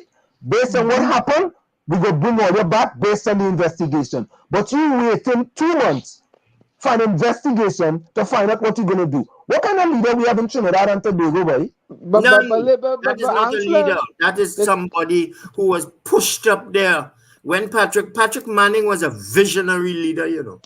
He Mm, was a good, bright, a good leader. He mm. got carried away with called the heart. Call the heart. Yeah, Called call the the heart. heart. He got carried away, and the prophetess. He got carried away, but he was a visionary leader. Just Yeah, he look was at a visionary.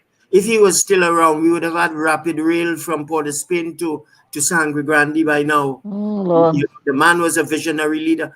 This man, Keith Rowley, from the time Patrick lost that election, a few of his supporters from the Hill, they came down and they lifted him up. Look our leader now, look our leader now. And all those others who would have made better leaders in the party, they just stayed quiet and they allowed the mob to rule.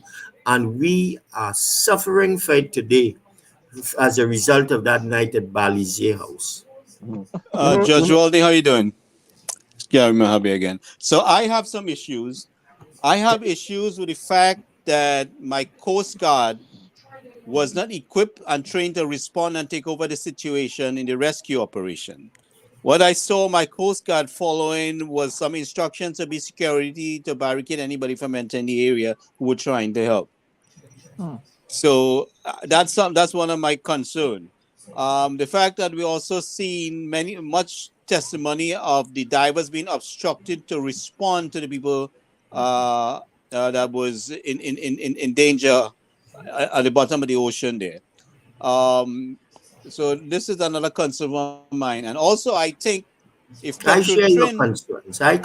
I'd say I share your concerns. yeah, and also thank you. And I also think that if Petro-Trin was still intact, that things might have been a little more organized. And I have major concern for us being in the oil business and that nature of work for more than 70 years maybe. That we are not prepared to respond to such emergencies with equipment. Things like we spend all X amount of money on national security and Coast Guard equipment, but we can't purchase a mini sub to put on a vessel. So I mean, I think these guys need to go watch. The Australian have a little TV series called Sea Patrol. They need to go watch Sea Patrol. And a couple of officer and a gentleman with with Richard Gere and these different guys to go watch how they do things. But Judge Volney, for the past number of years, we had the Southern Command of the United States military training our forces to respond to all different kind of things. And I want to know, having them at the tip of our fingertips, why the judgment call wasn't made to ask the U.S. Embassy for help, or even Venezuela, who has more equipment than us, that could have assisted in responding to this emergency. I didn't see the Minister of Energy respond like he had any major concern. I don't know where he was. I didn't see the Minister of National Security. I should have been on the scene. I think he was in the Middle East with the Prime Minister. He's back now. Yeah, But right. I think So he at the time he was in the Middle East. yes, he was at some oil conference with the Prime Minister. So he wasn't back by Friday. No, I don't think so. But I'm subject to correction. But we had the Minister of National Security, and I do things here in New Jersey where I will organize things remotely until I get to New York, and I have everything organized before I get there, just by my phone. I rescued 500 citizens by my phone, night and day. You're a good man to be in Trinidad. Just play with my phone. Everybody asks me what you're doing. I'm playing with my phone. But in the meantime, I was rescuing citizens in distress. So they seem to lack, they're highly educated, but seem to lack basic common sense on how to respond. And I have done everything I could to share ideas with the government of Trinidad and Tobago in trying to prepare for emergency disaster. I beg for help here in the United States, and they won't accept it. These guys, they're too high and mighty. So these are my concerns. And maybe you could help me shake them up a little bit in Trinidad. My fellow citizen, I would like to invite you to join the JFP when it is promulgated. Your views and clear intelligence and wisdom would be able to be put to good use. on the membership page of the party. I deeply thank you for that consideration. Coming from a person of your stature, I'm trying. Somebody has to do something about this, because leadership has failed us. I mean, even the tone of the members of this crew on this set here, I have noticed has changed significantly since I first came on. It means that there is a wider and deeper opening up to what is wrong and what needs to be done to correct it, even in the diaspora. Judge, we've been spinning our wheels to try to assist our country. We just been barricaded. We've been blocked. Ignored and marginalized. Yeah. They will want your contribution in New York to have a big fete. Yeah. For independence. But the real contributions that you make are ignored. Well, I had a falling out with them, but every time the Prime Minister came here on Mrs. BC said there was Tassa and loud music and you can't have a conversation at all. You can't even say hello. You can't get your point across or what you want to say. They are all failed leaders. Yeah. So the last time she was here, I yes. said, I need to talk to you urgently. She said, talk to Barina, boy. Yeah, that sounds like her. Like she didn't know me. Hopefully, the JFP will have coughed up a good leadership council team, and will be different and will. I don't know how it's going to turn out to be, but I am creating the vessel for something that is noble and good, and will help to direct it in its early days. If anything, I may join the Council of Elders to ensure that the pro tem team gets it right, because we can't afford not to give the people a party of the people, for them and by them. Well, I have a serious concern about the legal minds in the country. We have very highly educated people. We have a lot of educated asses as well. Right. And I don't understand how they could sit there and see certain things happen in the country and not take any course of action. Nobody cares. I don't know if somebody... I am sticking my neck out. My wife asked me, why the hell you don't just go and watch CNN all day long? Why do you have to be bothering with Trinidadians and Tobagonians? Well, not so much Tobagonians. Why do you have to bother? I said, at my age, I have one last opportunity to do something of a legacy nature for the country. And that is why I'm not looking for position. I'm not looking for ministerial position. I'm not looking for party position. But I can tell you, if the party asks me to run in St. Joseph, I will beat Terence Dial Singh of the PNM. I could tell you that. And that will be at least one seat for the JFP.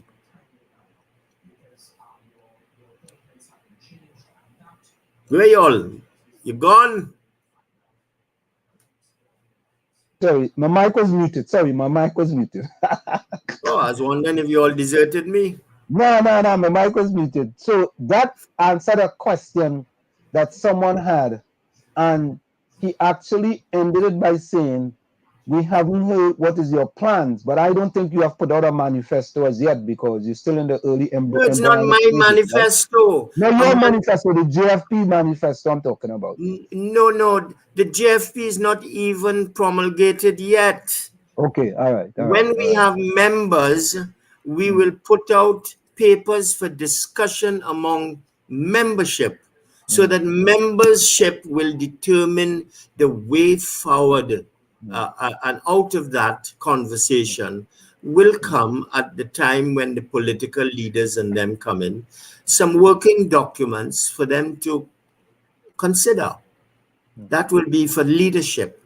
We are just coordinators in providing this vessel. As I said, if you understand the biblical teachings, there was John the Baptist. People thought that he was the one, but he said, no, the one is to come. I am not the one to come.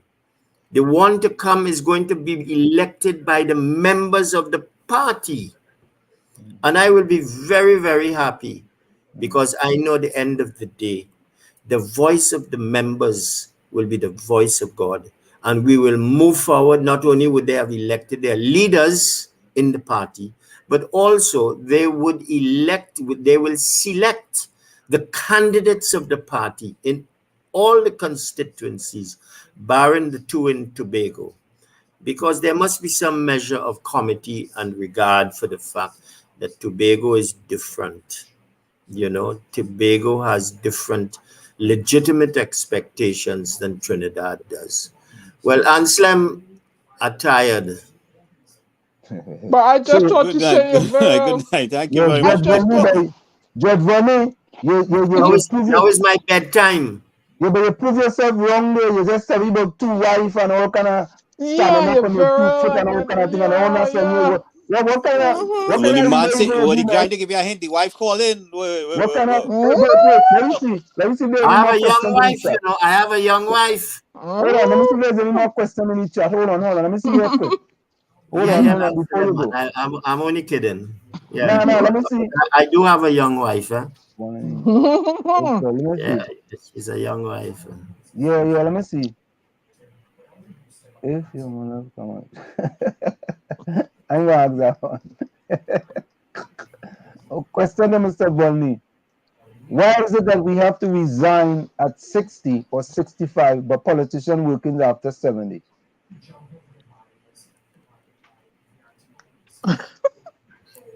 Well, when you resign or when you retire, you could join the JFP and you could go on as a politician to after 70. Okay. Take that. Now, here is the question, right? It says, good night, host and honored guests. Question for the judge. How is your party similar, different from the Ubuntu Party of South Africa?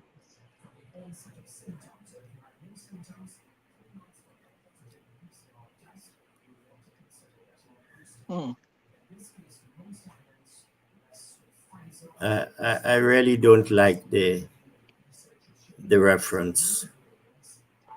Okay. And it's not my party. Okay. Well, Judge, just remember, I'm just party asking that will be the party that will be. It's not my party. Why do people keep saying it's my party? It's not my party. I'm just facilitating the creation of the vessel, and the political leadership of the party will be elected and they will take over the party. It's not my party. They could throw me out afterwards. Is Gary Griffith going to be in the party? JFP leader. There's no leader yet of the party, right? Right, Judge Volney? There's no leader, right, of the party as yet. There's no political leader of the party. There's none. The political leader will be elected by the members after the membership is created and built. Otherwise, someone would impose themselves as political leader, and persons who could be prospective members will say that we don't like him, we're not joining. Is Gary Griffith going to be in the party? I wouldn't know. He could apply. I have no beef with Gary Griffith. He could apply. It doesn't mean to say that the members of the party will elevate him to the Council of Leaders because he was a former commissioner of police. Okay. I mean, the jury is out on Gary Griffith, but he can join the party and he can put himself up for leadership elections when the time comes 1 year after promulgation. I can join the party too? Of course you can, so long as you pay your subscription fee. Judge Volney, before you go, one other thing and for those of you who live in the USA, it should be 100 US, not 100. no. 100 US. But Because you earn your money in US. in your Facebook post, you put 100 TT, man. What is that? No, that's for TT.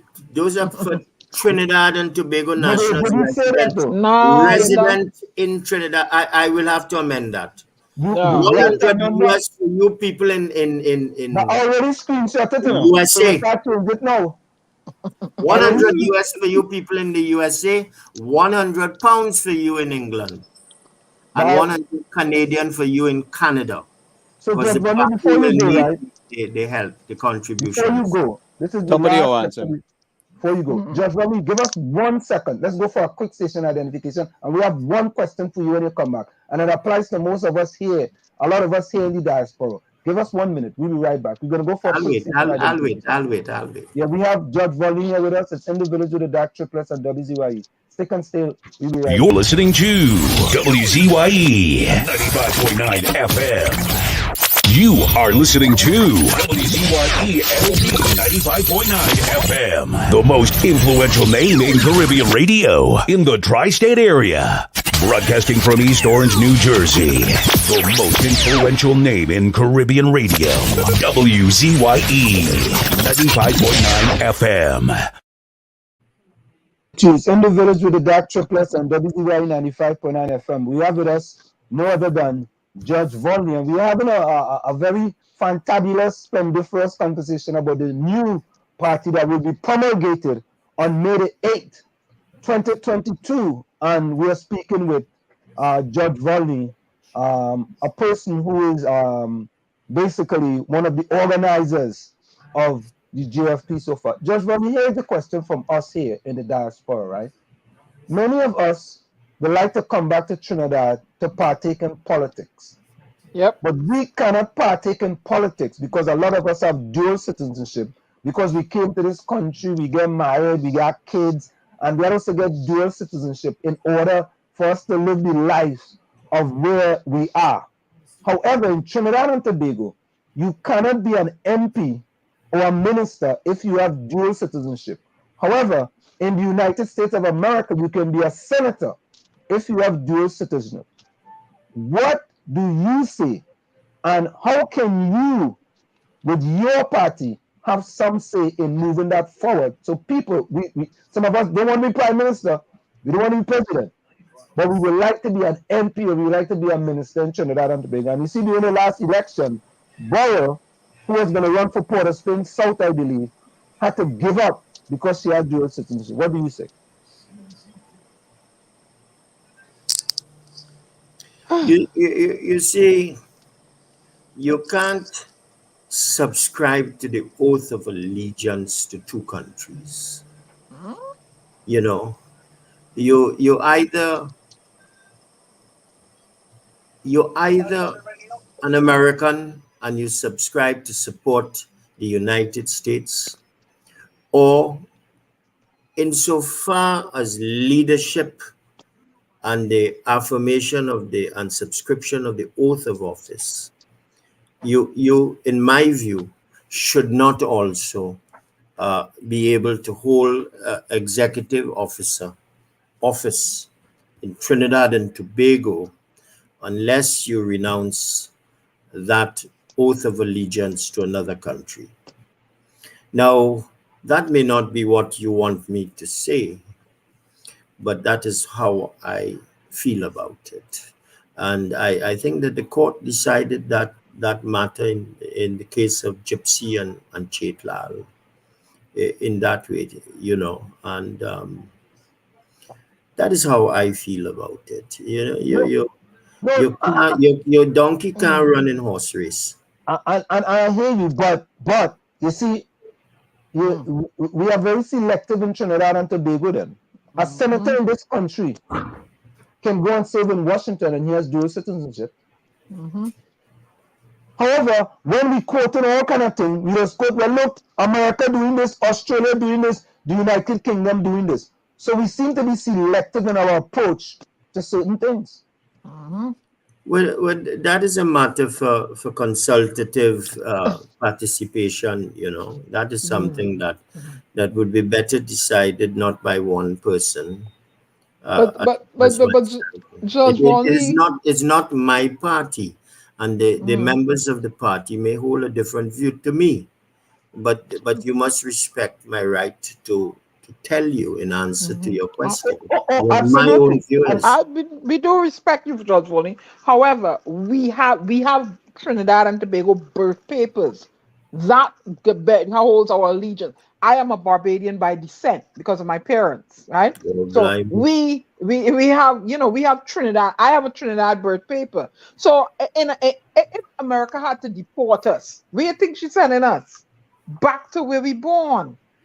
So they're not forgetting that. Why is Trinidad and Tobago have this kind of, we there's some of us that would like to put our foot in and, give back to the country that sent us on our way, educated us and stuff. Did Trinidad and Tobago or Barbados send you on your way, or did you choose I to mean, go in to the educational United States wise, for a better life for when I yourself? said send me on my way, educated me and poised me to go where I Yes, wanted to yes, go in but life. the choice was always yours It's no, to Judge fine. Volney, remain to Judge Volney, remain where you were born, and or where you have adopted, and you chose to go to the United States because it offered you greater opportunities. Judge Volney, You I didn't choose it. can't be seen to be complaining because you made that We're not. I choice. am not complaining. I just But find it archaic. That thing that and what they're doing in my case now, they won't give me back my ID card because I hold allegiance to Barbados too. Because I presented a Barbados passport at one time to get my ID card. I was about born here. What nonsense? Now I'm giving them the U.S. passport. It's problem. So there's this something that's Trinidad and Tobago is not getting. You're not getting. I wanted to open a business to align with some young ladies down there to do, a certain business, and they're not getting it. I'm sure Trinidad will have you. I'm sure They're Trinidad. not. No, they're not. They're not getting it, Judge Volney. It's like pulling But teeth. Diana, you cannot show them a Barbados passport or a United States passport to get your ID card renewed. You have to renew your Trinidad passport in order to get that. Why? I given you a birth paper. The Constitution No, say no, no, having no. the Constitution says having Julie born in Trinidad and Tobago, I have a right to an ID card. I don't talk. No, you could renounce that. I never renounced my citizenship. So they need to get it. They have nothing in writing from me saying that I renounce my Trinidadian citizenship. Eh? So anybody find out with my signature, hip hip hooray. Go find it. But I Yeah, never renounced my citizenship in Trinidad and Tobago, so they need yeah. to give me back my ID card. When I'm tired of them, when Judge.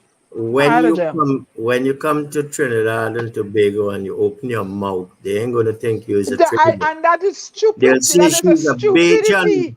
And what I was raised in Barbados from 3 months to 8 years. So what? They, I have a they will say this Bajan. Bajan woman I coming don't and giving us care. trouble. I want back my ID card that the Constitution say I am duly entitled to have, All right, having been born there. you come back to Trinidad and I Tobago. don't have to have no passport. When you're You going to get come back to Judge Trinidad and Volney, when Tobago. you're going to get your ID card the first time, plenty people don't have passport. They had a birth paper. Well, And bring your birth paper. Bring your birth paper. so the only way all they're going now with Put, birth with, put, put with it to the passport. test. Put Please. it to the test. I tried them already. I set a bacchanal with them, Judge Volney. I'm tired of them. I'm fed up with them now. They put me in a cage with a set of foreigners. And tell me go in there and sit down. And they're hot. This is before COVID, eh? Well, And I'm like, let me give you the assurance that a JFP government will not treat you that way. Not I'm so long telling you, as I boy. have a part in it. Judge Volney, before you go, I wanted to correct something that you said, right? I Yes. left Trinidad not by choice. My mother made a choice for me. That wasn't my choice. That was my parents' choice. And many of us left Trinidad and Tobago not by choice, but by our parents' choices. Same here. And Anyway, I'm going to check to see if our guest is ready. All right, thank you. yeah, she's there. She's there. She's there. Oh, she's here. Okay. She's there. And many of us didn't have a choice. parents made the choice for us. So when you say many of us took the choice to go, it wasn't our choice. Our parents made a choice for us as young people, and we can't tell we parents, you know what? You go. My parents, I live in Trinidad, my parents make a choice for me and the three other brothers. We can't tell she listen. We ain't going, you know. Right? When she make that choice, we have to follow her choice. So it's not everybody make a choice to leave Trinidad and Tobago and go away. I do. Choices were made for many people. You have a legitimate point there. Mhm. And I would be very surprised that if you came back to Trinidad and you presented your birth paper and sought a Trinidad and Tobago passport on that basis, or an Right. ID card, that you would not get it. I'd be Nah, very Judge. we go leave that for next day, Judge Volney. Yep, they're not doing it, Judge Volney. I'm We go leave telling you, that I discussion for another present. day. But Judge They're Volney, not doing it. They're yeah. looking at they gave me a hard time. And lady tell me I am not a Trinidadian. I said, lady, with this birth paper say I'm born Page Tunapuna. I gave her a picture ID, which is a US picture ID. I gave her the marriage certificate to show the name change. They still ain't giving me Judge Volney. That's not a corruption. Somebody follow me outside. How much you want a palm in your hand? You could grease my palm for. I'll get it for you. You see the nonsense? So well. Judge Volney, I thought that we were over that in Trinidad. so Judge I'm Volney, I want to wrong. thank you so much for taking the time to join us. Any It closing words was before a you go? pleasure. It was a pleasure to interact with you guys. All right, Okay. take care, man. It's all the best. All the God best, bless you. sir. Thank All right, you. take care. Good Bye night, bye. Judge, and good luck with the Yes. party. Yes. So All there you shall have it, eat. guys.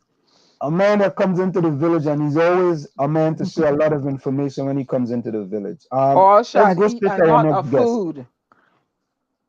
Yeah. Let's go straight to our next guest. Gary, you there? Yeah, I'm here. I'm here. Okay. Okay, here we go. Myroslava, how are you doing? This is Gary Mahabia. Yes. Hello, And I And good want to evening. say in Ukrainian, Vitayu. Спасибо, дякую. Good.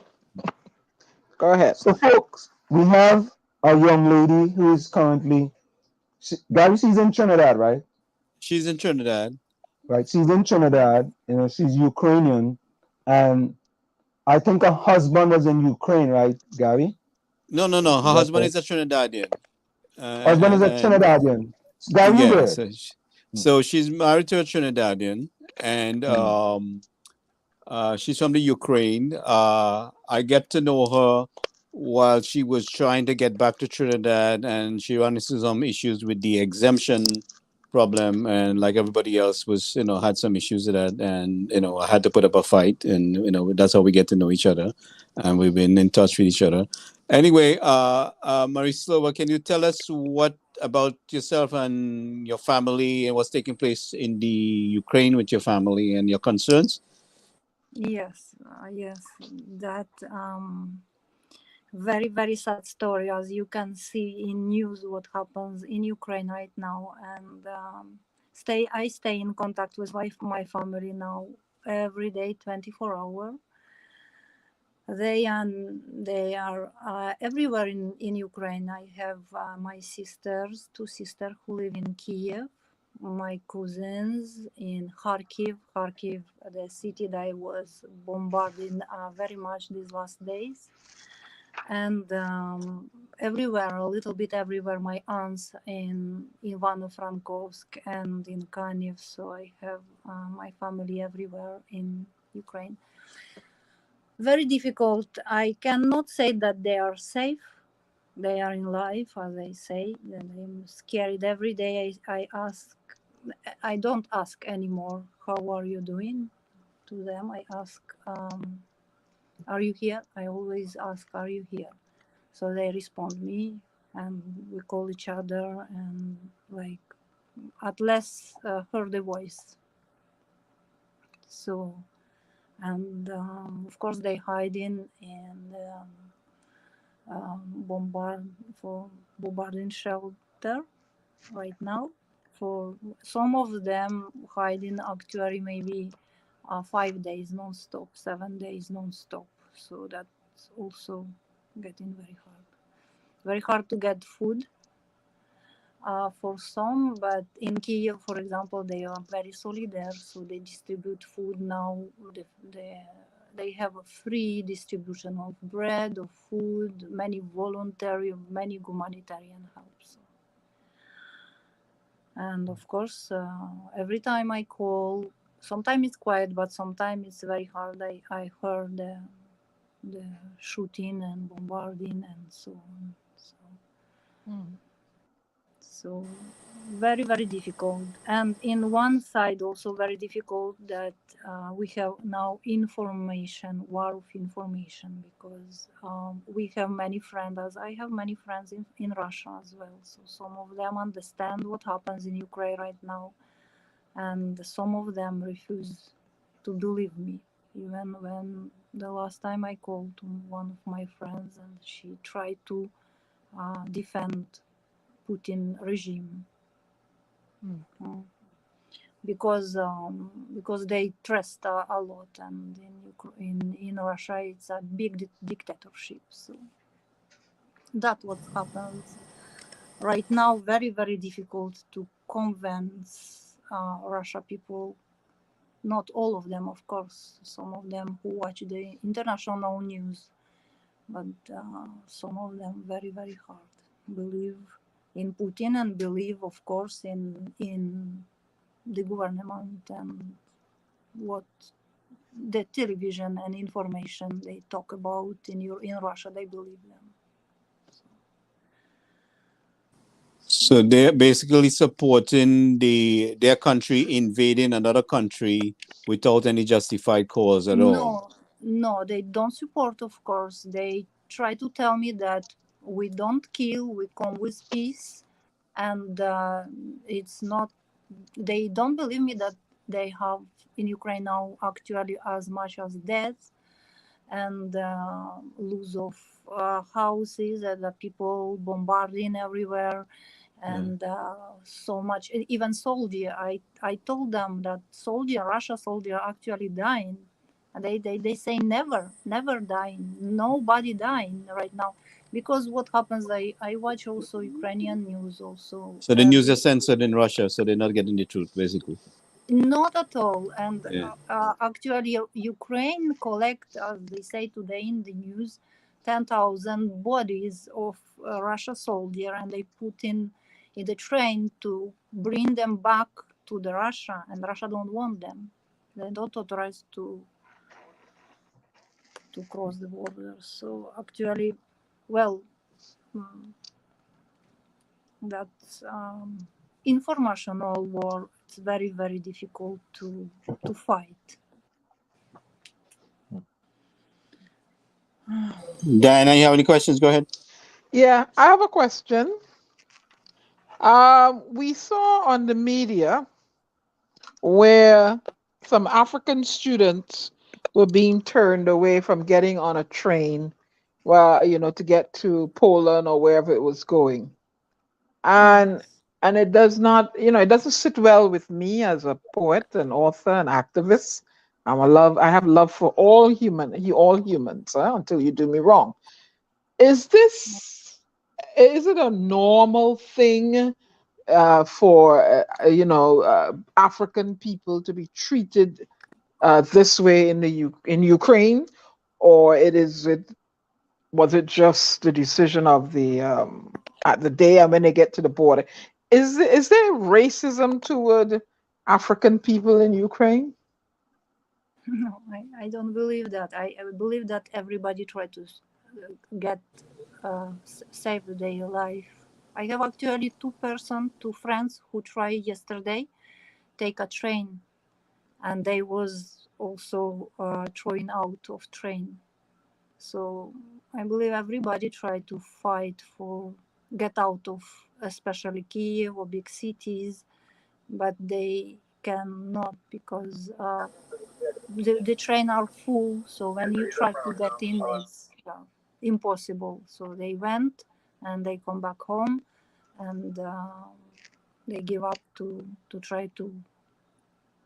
What about I think Diana, I think what I saw is the discrimination was taking place by the police soldiers on the border. Those are the ones that were no? There preventing was it. also a thing with the train, and the Ukrainians will not let them get on the train, and eventually they let the men get on, the women get on, and the men had to go, allegedly go back and fight. And also at the border, it was very concerning to me, that in a time of war, you understand the skin I live in a time of war, there's threatened missiles, nuclear, and there's discrimination against me trying to get out also. That should not be. And if it is prevalent in Ukraine, they are students. Now you're in Trinidad and Tobago. You're married to a Yes, Trinidadian. May I ask your husband's race? he's Trinidadian. No, is he Afro Trinidadian, Indo Trinidadian?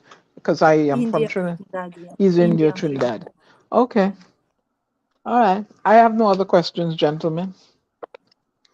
So So go ahead. is it Myroslava? Did I get that correct? Yes, Myroslava. Myroslava, yeah. So Myroslava, you see, there are people on the outside, right, who don't know how this division between Ukraine and Russia. Can you give them a little background what actually happened with respect to the division between Russia and Ukraine?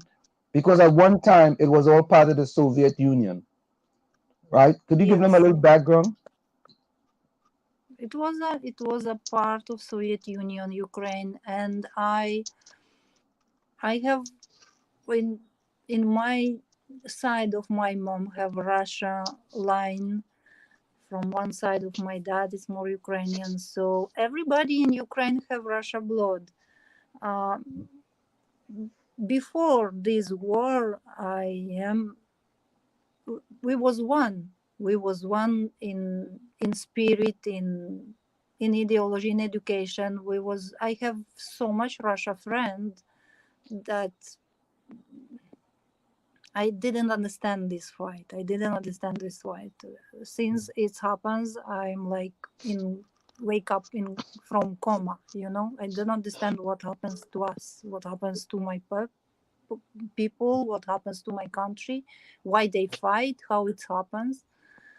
Actually, even when I watch this fight now, even a Russia soldier, they look like they don't understand what they're doing in Ukraine.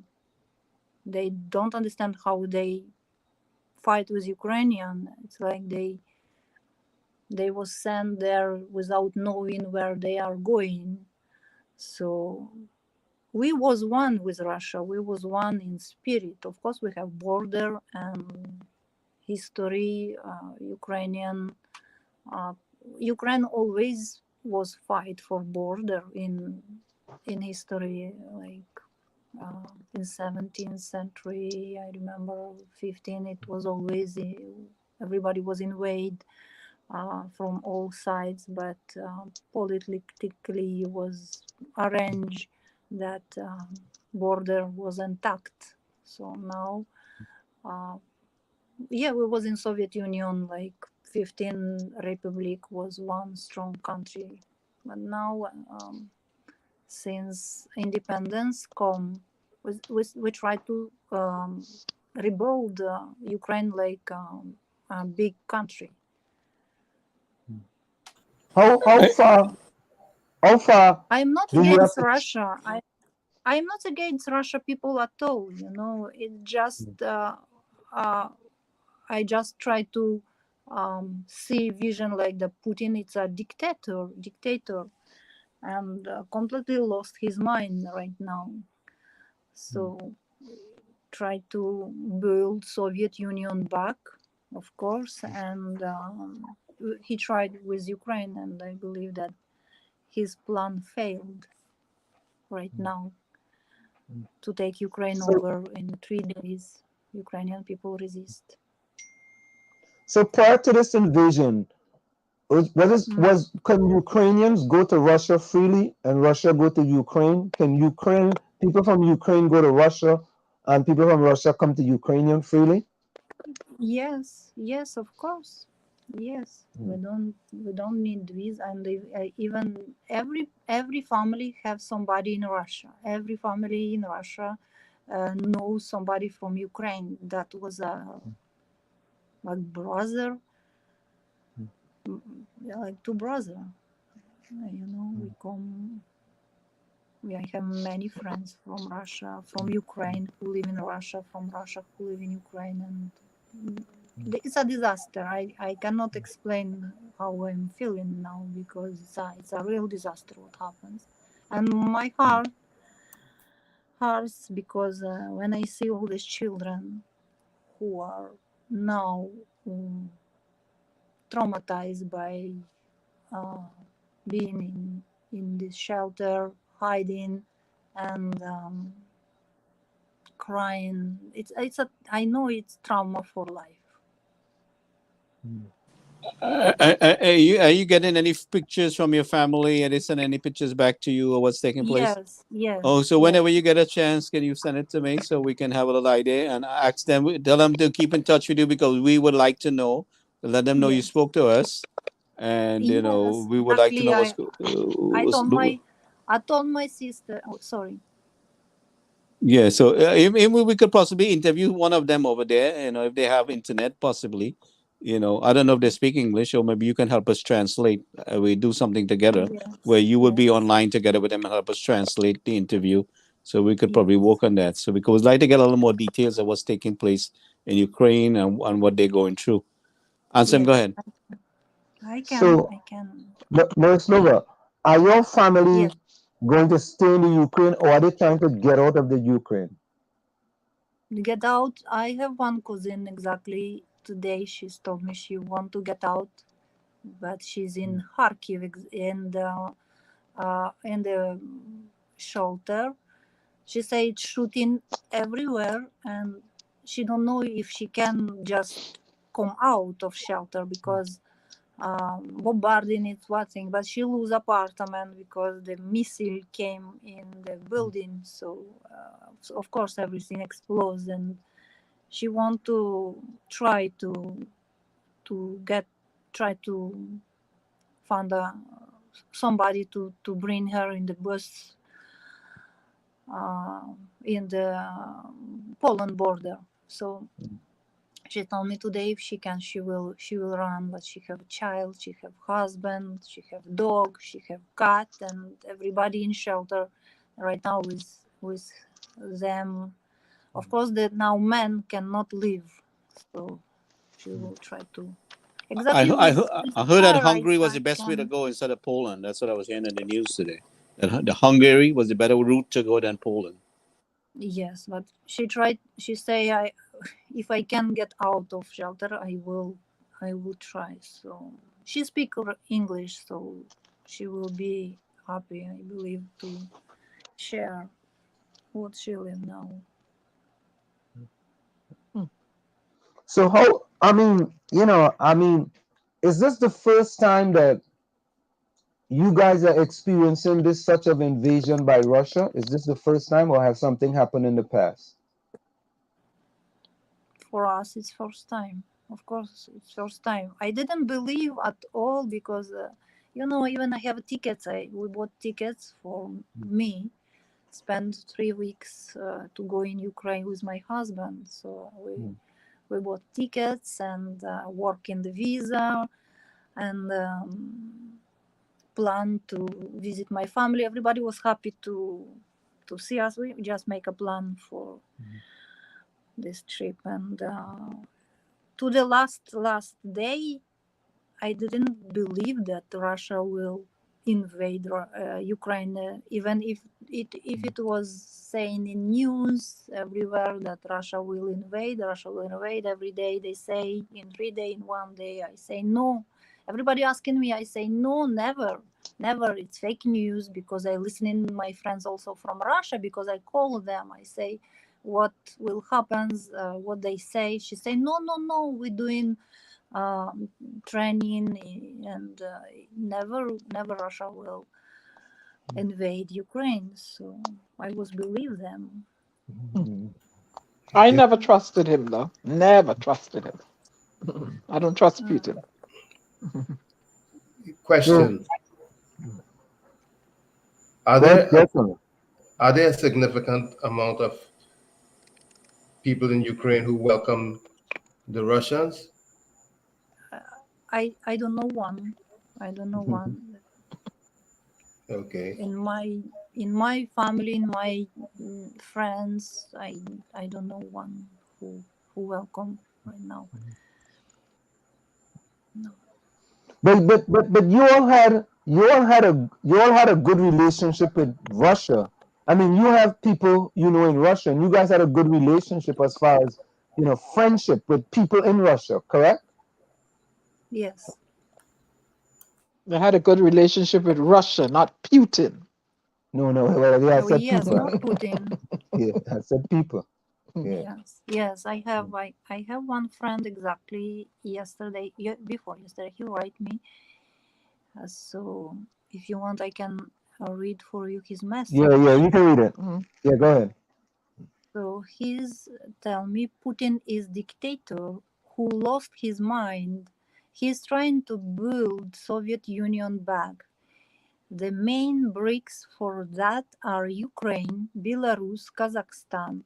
He started with Ukraine. Fortunately, Ukrainians are fighting back for their independence.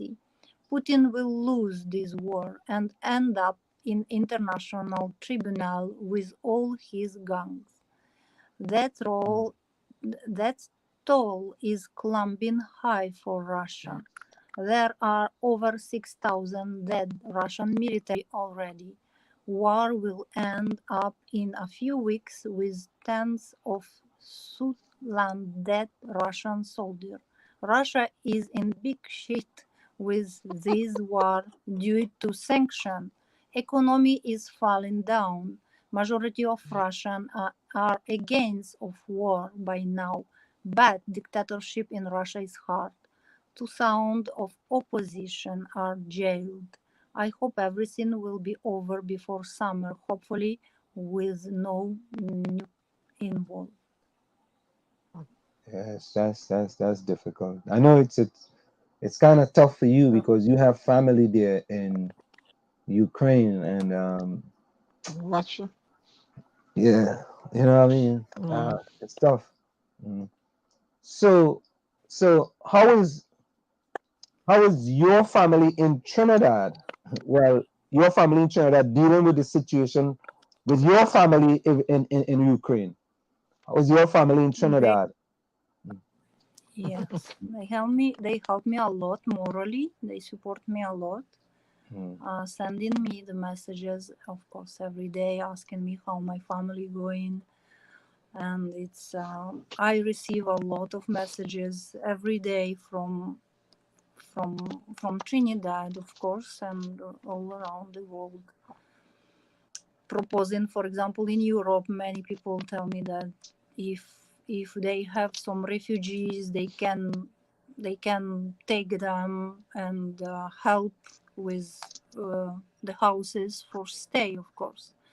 So it's what I tell my family: try to take train, try to take something, bus is something to run from Ukraine. But right now it's impossible because they close the big cities, and it's very dangerous. Even driving the car, it's very dangerous. Many people lost life. So we wait. Maybe they will do some humanitarian, like the green corridor or something like that, that the people the civilian can get out of cities. So they wait for this decision, because otherwise cannot supply cities as well with food. And so So we all hope that this. I mean, there is some news saying that there have been talks with Russia and Ukraine, and hopefully, this thing could end sooner rather than later, and things can go back to normal, in You, Ukraine. You're dealing with Putin. You never know what. To me, he behaves like a 5-year-old stomping on the playground. He and Donald Trump need to go somewhere and live together. That's what I say. I think the one resolution here is to really stop Putin in his tracks and to whip him. Putin, that's what you name Putin. They expect that Putin, somebody will shoot him also. Well, I would hope so too. I would hope so too. But I wish everyone well over there.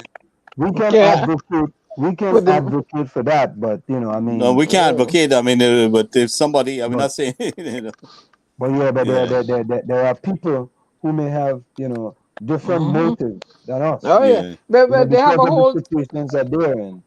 They have a whole heap of oligarchs that Putin's decision is affecting, and those oligarchs are going to handle it. That's all I'm going to say. Yeah. I support the people of Ukraine to stop Putin in his tracks and deal with him very raw over there. Yep, the oligarchs are going to deal with him.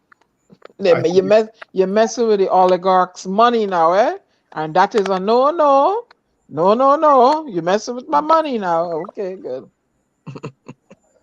So, Myroslava, we here at WZYE 95.9 FM, we hope that things get better for you and your family, and we hope that people continue to pray for Ukraine. Not just pray for Ukraine, but pray for Russia too as well, for them to stop, doing what they're doing, and for Putin to come to his senses and realize that no one wins a war.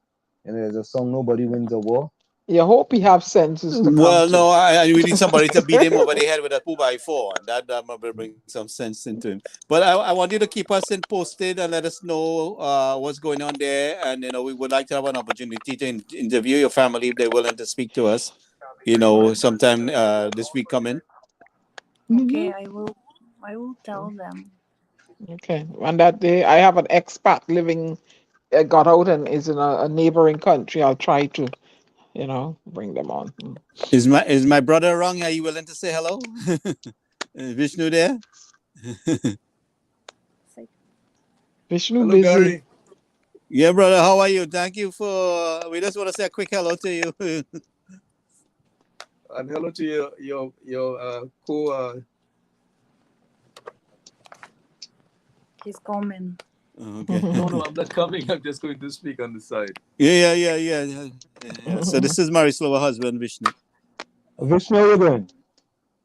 I'm fine. Well, I'm not seeing anybody else that I'm speaking to, so I don't know who I'm speaking. Yeah, no, we just have you alone on the screen. We just have you alone up on the screen.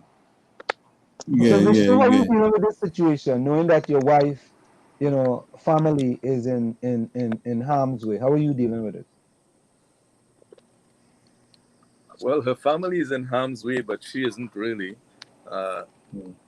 It is a very sad situation that's taking place on the international stage. It's a disaster. So I am very much following every single day. And I have a lot of different viewpoints. My viewpoints are sometimes pro-America, and the next time it's pro-Putin. Because there's so much mixed information coming out. Because there's a lot of misleading information coming out. That's very accurate. Yeah, many fake information. Have to be careful now. Yeah, there's a lot of fake information. But no matter what information is coming out, it doesn't warrant you go bombing people and causing harm to children and old people. There's diplomacy, there's sanctions, there's other things you can do. Whatever misinformation, whatever Putin's view is, I do not agree in my global ambassador capacity as warring and chasing women and children from their homes. That is not the way to do it. That is not. Go with diplomacy. Try diplomacy first. Try diplomacy and exhaust it for years. But why just get up and you decide you're going to shoot and no, I don't agree with it. There's nothing you can tell me that would put me on the side of Putin today. But go ahead, sir. Well, it's not that we would. in a war situation, one will support a dictator, invading a country and destroying it. The thing about war is that war is really a power play between powerful men. The human beings that die in a war are just collateral damage for them. So America has been very much guilty of this also on the world stage in Afghanistan, We are aware of that. in Syria. And so now America is trying to say Putin is this and Putin is that. But Putin is just the flip side of America. And we don't get this kind of information normally. We have to think deeply and understand that it's a power play between the West and the ideology of Russia. And I like what you said, men, between men. I wish the world was run by women. I think things would have been easier. You all like to go and fight. You're fighting in the sandbox. Oh, this is my marble, my marble. You grow up to be men, you're fighting to see whose cojones is bigger than whose cojones. And it goes on and on. I wish the world were run by women because I'm tired. I'm tired of these wars all the time. And it always, there was a statement made about we're Europeans and it's not a third world country. They're the ones that created war. They went down to Africa and they did their nonsense years ago. They did all of the 100 Years' War, all kind of war. They like the war. So don't tell me about third world country. It's a war industry. It's a war industry. Yeah, y'all men, y'all like that, fighting for whose marbles is bigger than whose marbles. I'm tired of it. Y'all need to, the world need to be safe for the women and the children and put women in charge and watch and see what's going to happen at every helm and see if we're going to have any war. We will come together, we'll banter, we'll split up, like chickens or whatever y'all want to call us, but we won't be pressing no nuclear weapons and telling somebody go and shoot a building full of people living in it. I don't agree with that. But so anyway, we want you guys to keep us posted on what's taking place, and we'll try our best to kind of highlight what's going on there on our end. Yeah. And my name is the Storm, right? I'm usually very calm, but when you interfere with women and children, I just get vexed. They know me, right? Yeah. But yes, I understand you very much because it's something terrible happens, especially as I say for children. Children, adults can fight. They have disagreement, but the children, suffering of children, I cannot accept. And the old people. You just have these people suffering, living down in the bottom in a bomb shelter, and you want to go shoot the bomb shelter too. And in the hospital, I see the poor child there. Something I can't take it. This 2022, we still fight war. What are you warring about? Look, watch. Gorbachev. What was his name? Who put up the Berlin Wall? Hitler and Reagan say, "Hey, Gorbachev, take it down." What do you think is going to happen maybe 10, 20 years from now? They're going to put it back together again. The way with Ukraine, it's going to be Ukraine. What is he doing that for? Oh, please, go ahead, y'all. The war is between the Russian ideology and the West ideology with NATO. That's what the war is about. It's not about the Ukrainian people. The Ukrainian people. Yeah, but that is not. It's a pawn in the whole big game. So unfortunately, this is how the universe unfolds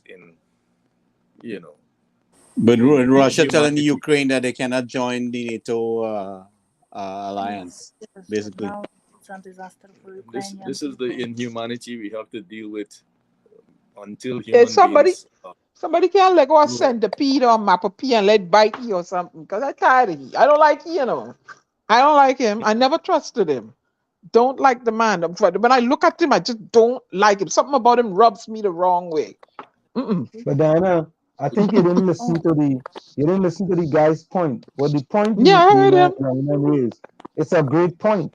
It's a war between Putin and the West, and it's unfortunate in the middle of all of that is these small countries, especially those who were part of the Soviet Union. And Putin, when he looks at it, And their resources, the resources that Ukraine has, it's important to Putin as well.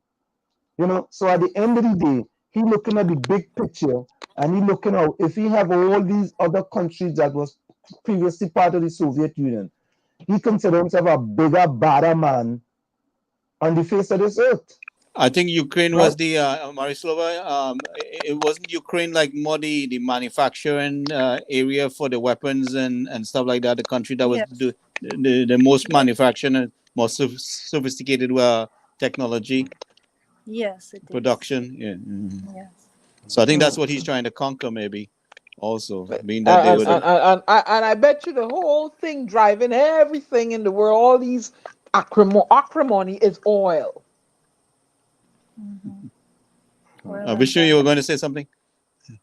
Yes, Gary, I was about to say that when Myroslava was speaking just now about her family and how Russians and Ukrainians are like one, it remind me of like the Mahabharata times. It's a family war here, what we're seeing. It's a family war because Ukraine is feeling betrayed by Putin is feeling betrayed by Ukraine aligning itself with NATO instead of aligning with him. Yep. So he is losing all the strengths of Ukraine to the West when it should have been the other way around, So Putin is in a family war. He's emotional, very emotional in his feelings, when he spoke about his the history of Russia, and he made some good points and some false points as well, But essentially, what I'm saying is that it was a very emotional man. You could see he was coming from not from higher intelligence, but trying to fool people into his emotional beliefs, for justification of his invasion. Oh But the real thing it's a family conflict there. So he's family fight in America. Well, and they too will expire, and somebody else will pick up a thing and flip the whole thing over again. But that's all right. Okay. But Putin and them really think about that, Yeah, because they're in their heads, something's wrong with him. Somebody need a them don't think about exploration and all them kind of thing, man. Them just think them living in the now, Yeah, let them go ahead. Let me say something. Putin, but one of the main effect Putin is gonna have. You see that SWIFT system that the oligarchs and them cannot send money between banks, between Russia and United Kingdom and the United States and Canada and stuff. That will have a crippling effect on Russia, right? Is that gonna persuade Putin to do anything? Maybe not. Maybe not because he's a psychopath. Right? Maybe he have already set something up with China in order for them to be able to transfer money. Maybe it's gonna go to China, and then from China it's gonna come back to all these other banks. You know what I mean? Maybe it's also it is going to have an effect, but the effect may take very long in coming in terms of the amount of people that are going to be killed before that happens. No, correct. He's not stopping. He's not pulling back. But Russia is behaving like a toxic ex, that wants back, his girlfriend, because the girlfriend said, "Look, we've had enough of you, and I want to be on my own." So now he decide now he's gonna go and sit in her front door and start shooting. That's how he's behaving. That's why I use the word psychopath just now, because that's what a psychopath is. Yeah. Bloomberg is reporting that Europe largest nuclear power plant on fire as Russia attacked. Yep. Right. Europe's largest nuclear power plant suffered a fire as Russian troops began shelling early Friday, raising concerns over the safety of the facility. So you know, we just gotta keep on praying and hoping for the best, you know, and that this is not gonna continue, and you know, Putin is gonna see light at the end of the tunnel, and he's gonna see, you know, when, you know, but Ukraine have been fighting back against them so far. They didn't expect that Ukraine was gonna be able to put up this sort of a fight. So, you know, we gotta see that hopefully things will settle, you know, and you know, the United States and the United Kingdom and Canada and them don't really want to go in there, you know, and put troops on the ground. They don't have to go through the UN or go through NATO in order for them to put troops on the ground. But we're gonna see. So yeah, so Miss Myroslava, you and your husband can just keep Gary informed, and you know, if you do get someone over there in Ukraine to have a discussion with us, you can let us know. And if you know, we can do a live at any time. So if you could get in contact with Gary, you know, because we know the time difference. Well, by the way, what time is it in Ukraine now? 6 9 hours. hours. What is 6 it? hours plus. So 6 if hours it's different. There's 6 hours different. 6 In hours front ahead. or behind? then plus Ahead, Ahead. ahead. 4 o'clock 6 of hours ahead. morning. Like, Okay, okay, all right.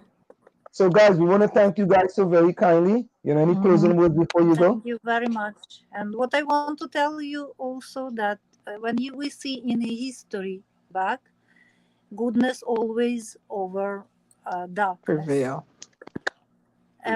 Prevail, yeah. Yeah, so it's Pope. always so it will end, and of course truth will show up what it is. Well, let your people know I'm very proud of them for putting up Mm-hmm. a good fight. You Yep. know, Yeah. let them know your Trini brother is standing with them. Thank You you very know, much. and please keep us updated on what's taking place. And as soon as we can get an interview, we would like to do that. Okay. Yes, thank you And very much. to you, ma'am, I want to say pobachenya. До побачення. All right. Okay. Yes, in Ukraine. Thank you, guys. Thank you, brother, for taking the time. And you, Myroslava. We'll talk again. Thanks. Good Thank Thank you luck. to everyone on this All end. right. Yes, All right. thank And Take care. thank you, Trini.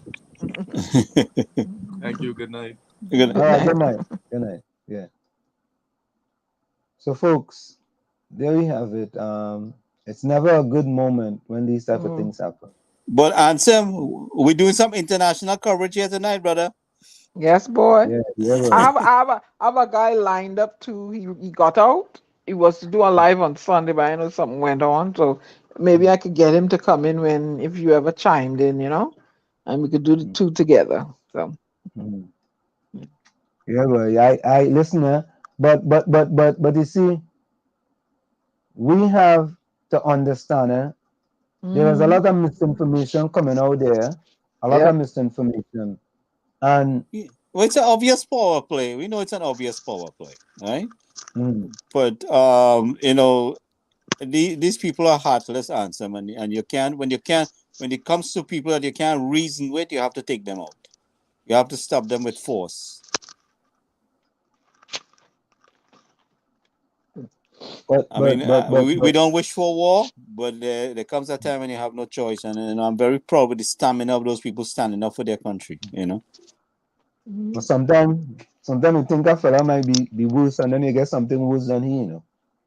Yep. But you know what? You know what I don't hear though.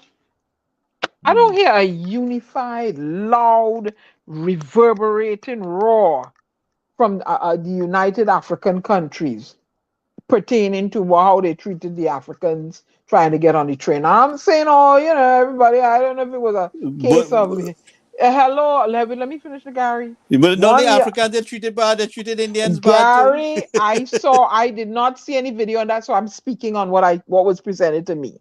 Right? An Okay. African lady, an African woman did her report to BBC, and I just follow them and I just get stuff. That's how she was treated. Now, if they were treated Trinidadians and Jamaicans and anything like, you'd hear a loud roar from the CARICOM, right? So I don't, why African nations? Okay, if they treat the Indians, so how come India and get up here and Pakistan and wherever and get up and make a big roar, loud, that this is not acceptable? This is not acceptable. In war, you're telling them to go to the back of the line and all this nonsense. Huh? And you in my skin that I live in, you're frightened for me more than a missile that this man shooting at a building to kill you. I'm speaking, I'm as an African woman here now, eh? I could have been up there studying, right? So I speaking from that skin that I'm in. You're telling me to go to the back of the line when I reach to the border. You won't let me get on the train to get to safety. Come on. That ain't good. I ain't good at all. Where the I just African sent you a video nations? answer. I just sent you a video. Okay. Gary, that does not that when you sending a video of treating the Indians the same way. I am speaking as an African girl. Sorry that the Indians were treated that way also. They should not be treated that way. But I'm telling you, I'm speaking from this skin. Why are you sending me to the back of the line in 2022? Good. That's all. That's the point that I'm making. I cannot speak from living as an Indian girl. I am not Indian. I am African. So if you send an African woman the back of the line, you send me. I don't talk. Plain talk, bad manners. In 2022, this back of the line thing going on still. At the border, you're trying to get to safety. Madness is this. And they're studying. Go ahead, Anselm. You know me, I get vexed when Okay, well, Martin Luther King fought for the back of the line thing in the USA. Nobody fought for it in the Soviet Union yet.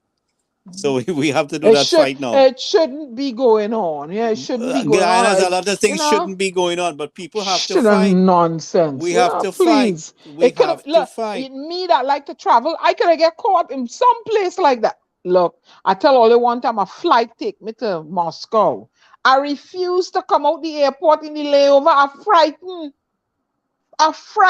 I stayed in that. As you see me, let me stay inside this area here. And I pull up my whatever you call it, Babel or whatever, and try to listen to what people say until I get on that plane and get out of there.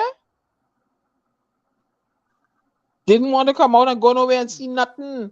No, me. I stayed in my corner right here. Nothing.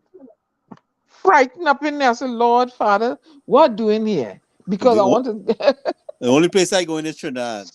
The only place I go in. You know? Yeah, nobody should be going in the back of no line nowhere. Everybody should be they're getting out of there. They're running away from harm, no matter what color it is.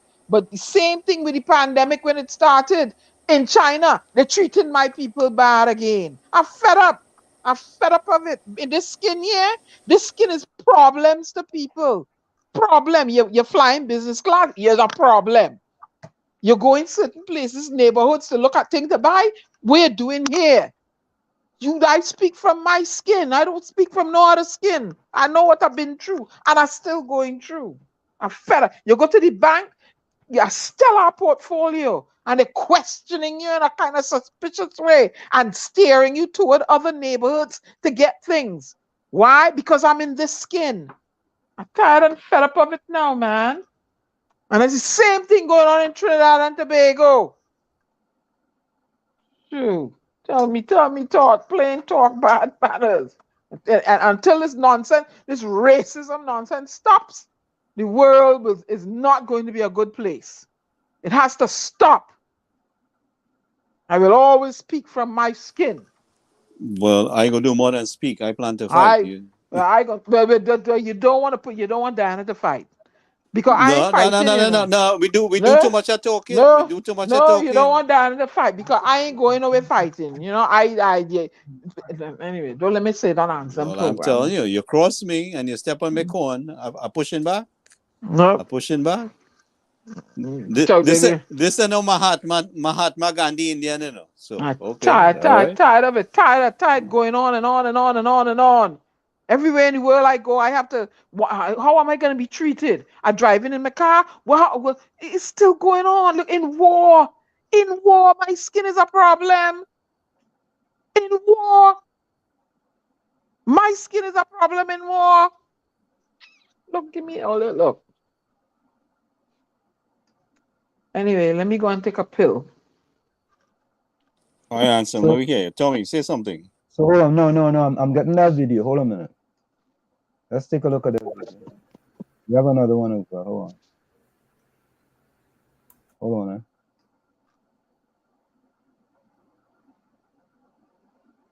Officials of discriminating against them and pushing them back from getting to the border. Videos have been posted on social media said to show black people being prevented from boarding a train and left stranded at a railway station in Lviv as Ukrainians were allowed on. Others said they were turned back from the border and were even being shot at.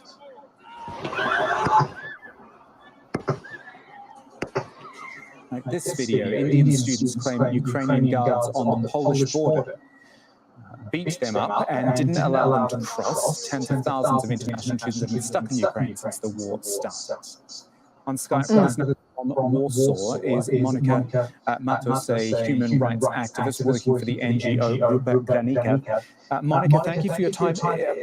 In your opinion, we get a feedback. I don't know. I mean, there's a lot of international students in Ukraine, as I've learned. No, it's not discrimination against them. We think it's really just, honestly, first of all, I think it's on both sides. So the Ukrainian border guards are preventing people from passing through, and then the Polish border guards are not better. In this case, they are also actually stopping people and not letting them in.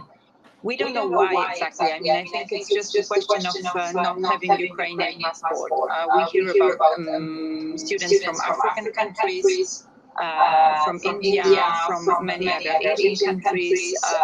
We also hear about people from countries that, people who actually were trying to flee the war in other countries, so Yemen and Syria. There's also people, right now we are solving the case of a Yemeni boy who is stuck at the border in Medica, who is trying to pass through, and there have been huge issues and problems to let him actually enter Poland. I don't know if it's solved yet right now, because we are just been on the phone about this case. And so I don't know what's exactly the reason. I think it's really just an issue of not having Ukrainian passport.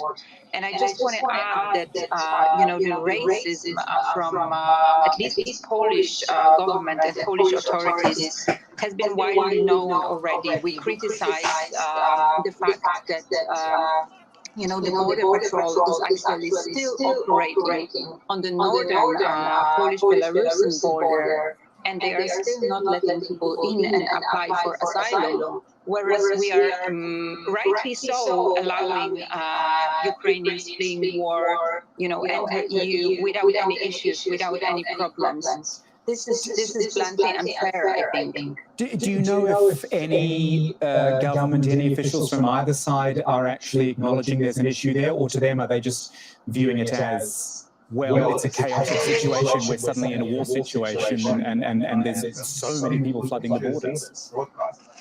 I cannot speak for Ukrainian border guards, but the Polish border patrol, yesterday they issued a very short statement on Twitter, I think in reaction to all of those videos and news on social media, saying that we need to stop fake news because it's actually fake and they are allowing everybody in. Well, I mean, maybe it is true, maybe they are allowing everybody in. Top of your answer. But it actually takes quite much longer time for people without Ukrainian passports to cross the border, and quite often they are moved back to the end of the queue. Monica, thank you so much for your time. Another part of this story which we must address, and we thank you for your expertise. Sounds like Thank you. So when we come back, I want to address a comment by Fistica, and we had to stop this. And when we come back, I'm going to address Fistic comment. Let's go for a quick station identification. I'm going to play another video. All right, we have to stop this thing. All right, because if we are interested in stopping this, you're listening to WZYE 95.9. You're listening to WZYE 95.9 FM. You are listening to WZYE LP 95.9 FM, the most influential name in Caribbean radio in the tri-state area. Broadcasting from East Orange, New Jersey, the most influential name in Caribbean radio, WZYE 95.9 FM. We are back with you. It's In the Village with the Dark Triplets on WZYE 95.9 FM. We come to every Tuesday, Thursday, and Saturday from 6 to 9 p.m. And this is part of the problems that we have in Trinidad and Tobago, and we're going to continue to have these problems. This is Fishstick's statement. Majority of Africans is the biggest racist, and that's a fact. They talk race, wait for a racist reply to attack the other race like a bunch of hyenas. Fishstick, that's as racist as it could come, man. That is low, man. That is so incorrect. For you to say Africans are racist, man. Fishstick, have you ever lived in an African body for half an hour? Fishstick, let me say something to you. You see, when I leave my house here, my wife leave her house, my son leave her house, my daughter leave their house, there's a great possibility that us don't return home because of racism. Black people cannot be racist. They can be prejudiced, but not racist. Google it. Google it. That statement, Fishstick, and you have to say a bunch of hyenas, boy. Irresponsible. That is unacceptable, man. Fishstick, I expected more of you. Yep. That is why we in this problem. You say majority, not all. No. The majority. You can Google it and find that Fishstick. Black people, we can't be racist. What's wrong with you? What's wrong with you, Fishstick? You don't understand. You really type that, boy? That is what in your brain, brother? Fishstick trying to push your buttons, bro. No, Gary, no, that has nothing with pushing buttons. What's in your mind comes out your mouth, Gary. Yep. What's in your brain comes out through what you type. Yeah, but Fishstick, you figure these guys out right now? They're always trying to push your buttons. Gary, that's part of the problem too, Gary. You want to minimize this thing. No, I'm not minimizing it, but I'm telling you how they're mischievous. They're trying to push your buttons. Gary, you cannot minimize these type of things. I didn't see the comment, but I know these guys. I can't figure these guys out right now. No, but you can't. He took his and then Rajvi is chiming in with him, saying that we are all so selfish. Rajvi, look, don't let me get my unacceptable for you. And what is bringing this? What is bringing this about? I don't know. We are talking about people being discriminated in the Ukraine under a war situation where everybody's life is threatened. And this is the kind of comments. I mean, I really can't understand. It doesn't connect. It doesn't make no sense at all. African people is the biggest racist. You crazy? Gary, words, you have to be careful with language and words. Fishstick says majority of Africans. Yep. You cannot say that. Racist. Yep. I'm trying to read it. The majority, Gary, I always told you, Gary, should I come here and say the majority of Indians are drug dealers because Dave Cheney was the biggest drug dealer in history of Trinidad? No, you would have to say the majority of Indians are businessmen. Drug dealers are businessmen. Because the biggest car thief in Shogunas was an Indian, Gary? Should I come here and say that? But the biggest party in Shogunas is India. Fishstick, if you just experience that on social media, well, who's that? If you just experience that on social media, that that's somebody's not the majority of us. No, it's unacceptable. And the That's majority of unacceptable. Africans are not racist. We Yeah, cannot but be racist. while we deal on this, I have no intention of allowing anybody to derail us and what we were trying to achieve here today. Gary, you cannot allow these type of statements to go unchecked. No, I am not saying to let it go unchecked. I am. This is what we do here. But This is at the same time, real. When Fishsticks, and listen, Fishstick, I consider Fishstick to be a brother. But when Fishstick is making statements like this, he's totally misguided. Not because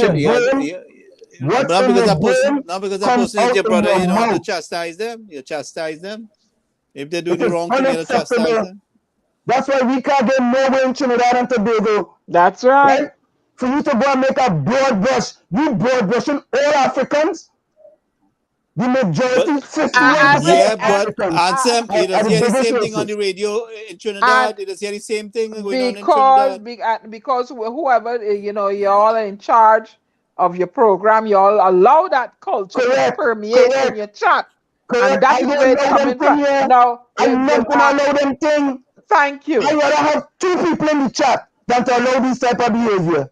Nope, not going down that road. We ain't going nowhere fast. No way. That's it. That is unacceptable. Majority of Africans are racist, and then on the other side, they're calling you all kind of derogatory name. It needs to be checked. It needs to be checked. And listen, and to reply to attack other race like a bunch of hyenas. Nope. Where's that one? No. We're calling. That's not good. Unacceptable. Racist a bunch of hyenas. This is totally unacceptable. I mean, totally unacceptable. Nah, Fisting boy. That's sad, boy. That's sad. Take them thing on 91.9, not here. Yeah. You actually typed that, boy? You typed that Fisting boy? Really, boy? Ask him that's what's in his heart. That's what's in his heart? Yeah. You are absolutely correct. That's in your heart, Fisting boy. You have to check your heart, brother. Check it. You have to check your heart. What do you mean? What pushing race on other race?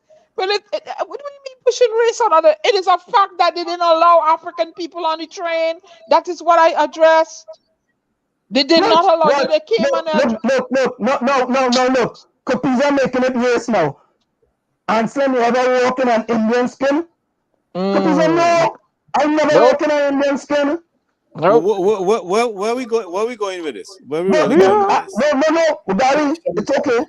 Kupisa, I would like you to walk in a black person's skin for half an hour. See what readers go through on a daily basis. Listen, I'm a brand woman who talk about she asks any white person if they want to stay in a black person's skin for half an hour stand-up. Anybody in the audience would like to be a black person for half an hour stand-up. Not one of them stand up. So I have to repeat it. Let me repeat it. Maybe you all didn't hear what I said. This is not nothing to do with racist thing. You, before you Capiza, tell Fishstick, he shouldn't be saying that kind of thing. Right? You come and say, if I ever walk in, no, I never walk in an Indian skin. I never walk. Right? Look, you see early on that thing, boy, not at WZYE 95.9 FM. I'm not allowing that. Yep. Or they could go in other place and put that kind of rhetoric and that racist behavior. I will not allow that in the station. Yeah. Fishstick, go in the corner and don't come out till I tell you to. Go in the corner. That deserves a long corner duty. Go in the corner. That's unacceptable, man. Yep, not good at all. You on timeout. No. Here, Fishstick boy, when you're in a hole, you have to stop digging, partner. But you're pushing race on other race. I supposed to stay quiet. I pushing race on other race. When we come in the village here, we just push race on other race. Nope. You want to take things from other places and bring it over here. with the same behavior. No, not here. We addressed a news item, and we're speaking. I'm speaking from The my guy sent me the perspective. video. I play the video. Right? I play the video. Guy sent me the video. And let me say this. I had this video there all the time, and I didn't even play. Let me play that other video now. Or look now. Let me play the other video now. Eh? In this village, we talk truth to power. It don't matter who wielding the power. Well, yeah, but listen, I speaking truth to power. Who gets lost? Although they go in other places, and although they push that type of race rhetoric, I'm not allowing all to push that at WZYE 95.9 FM. Not allowing that. I'm not allowing that. In the corner. That race rhetoric is unacceptable. That's why we like that in Trinidad and Tobago. Everything is race. Race this, race that, race the other. That's why we need problems that we in. Right? You say the majority of Africans are racist. You call 51% of our whole world racist. 51% of black people in this world are racist. Google it and see if you can find it now. Impossible. Google it now and see if you can find it. Anyway, take your plans now. No. Fish stick, I didn't expect you, brother. I didn't expect that from you. I didn't expect that from you. I really didn't. I'm sorry. But I didn't expect that from you at all. Well, play the video with Marshall Montano singing in Indian and see if they like it. Hold up. Let me play this other video here. Hold on. Let me play this other one. I didn't play this one. Gary, I played the one that you played, and I didn't play this one. Let me play. Hold on. You see, when we see that type of behavior, we have to call it for what it is. Because when we let those type of things continue, they tend to fester. That's right. And what's on your brain comes out your mouth or comes out your fingers. Many times you type something and you should think about it before you post it. Before you hit that send button, think about it.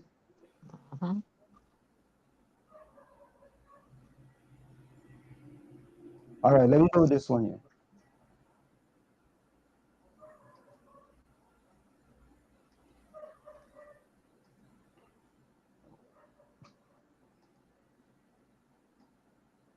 Okay, there we go. All right, here it is.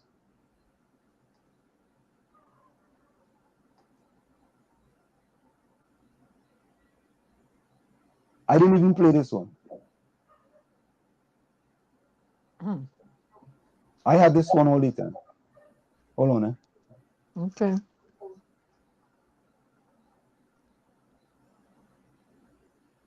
I was begging. The official literally looked me in my eye and said in his language, only Ukrainians, that's all. That if you are black, you should walk. I'm currently in Debrecen, Hungary. I got in like 10 a.m. today. Today is the 28th of February. It wasn't easy. On Friday at 8 a.m., I was on my way to Poland.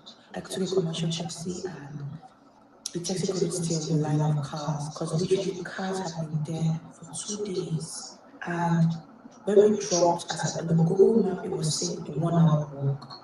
And I was like, 1 hour walk is nothing, if it's getting us there on time. And we walked. We walked and it kept crazy. The 10 walking is traumatizing. The 12 hours. And as soon as the duration, the traffic warden saw me and said I should go to shelter to sleep.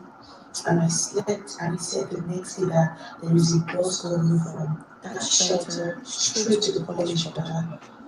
And when it was time to get on this bus, the Ukrainians said, just Ukrainians, literally as a black person. I don't lie that I was pregnant. They didn't care. I was begging. The official literally looked me in my eye and said in his language, only Ukrainians, that's all. That if you are black, you should walk. And that was an additional 8 hours from where we were. By car, it was like 30 minutes. So we had to walk additional 8 hours. The problem isn't at the Polish border, it is at the Ukrainian border. Because you have to start at the Ukrainian border to get on the Polish side. And the Ukrainians are only prioritizing their citizens. They don't care, they push you, they will beat you. If you can make it, you make it. If you don't, you don't. Like, I took a nap and I still felt like I was still walking, like I hadn't crossed over. It's not fair. Like, I just beginning to grow. I really had to go back to my city after that experience, re-strategized and took a train to Hungary. It wasn't even easy getting to Hungary. We had to pay. Those times that I wanted to pay, they did do. I couldn't help anybody because I was fighting for my life. It is a traumatizing experience, and I don't know where I'm going from now. I literally have to re-strategize in Hungary, try to get my ticket back to Nigeria because it's not safe. This place is not, if your skin is dark, you're disadvantaged.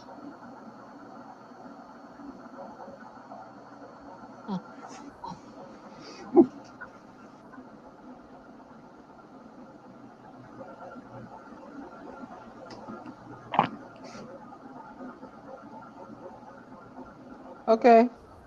Hold on.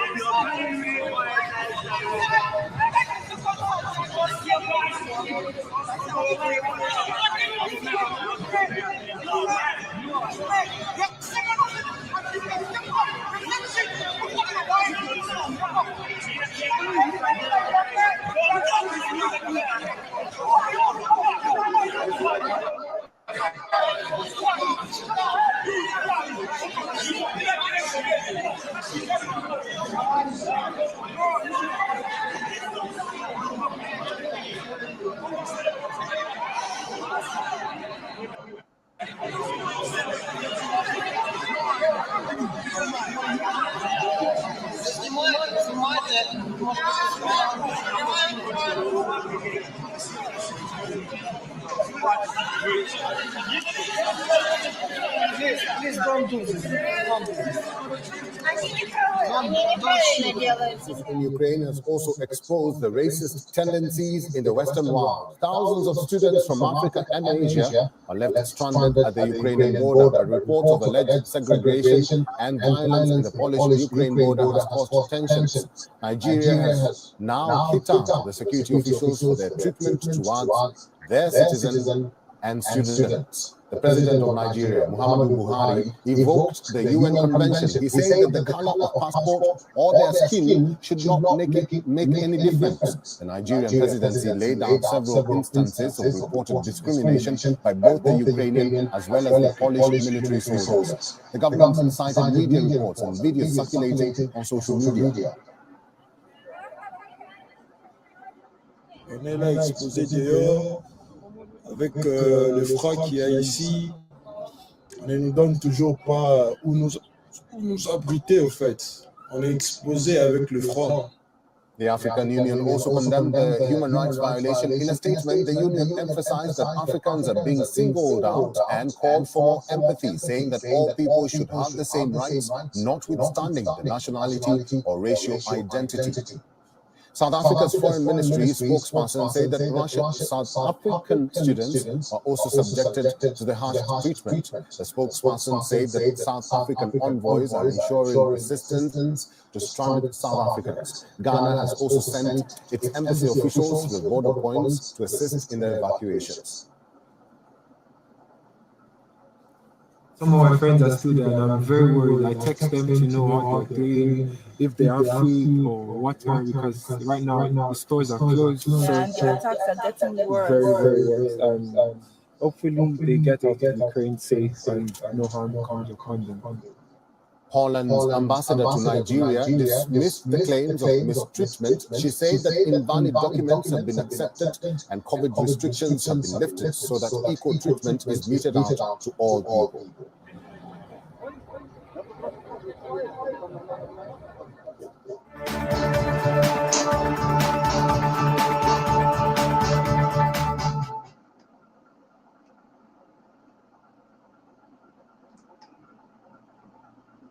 You see, we have to understand that if we want betterment for our country, Mhm.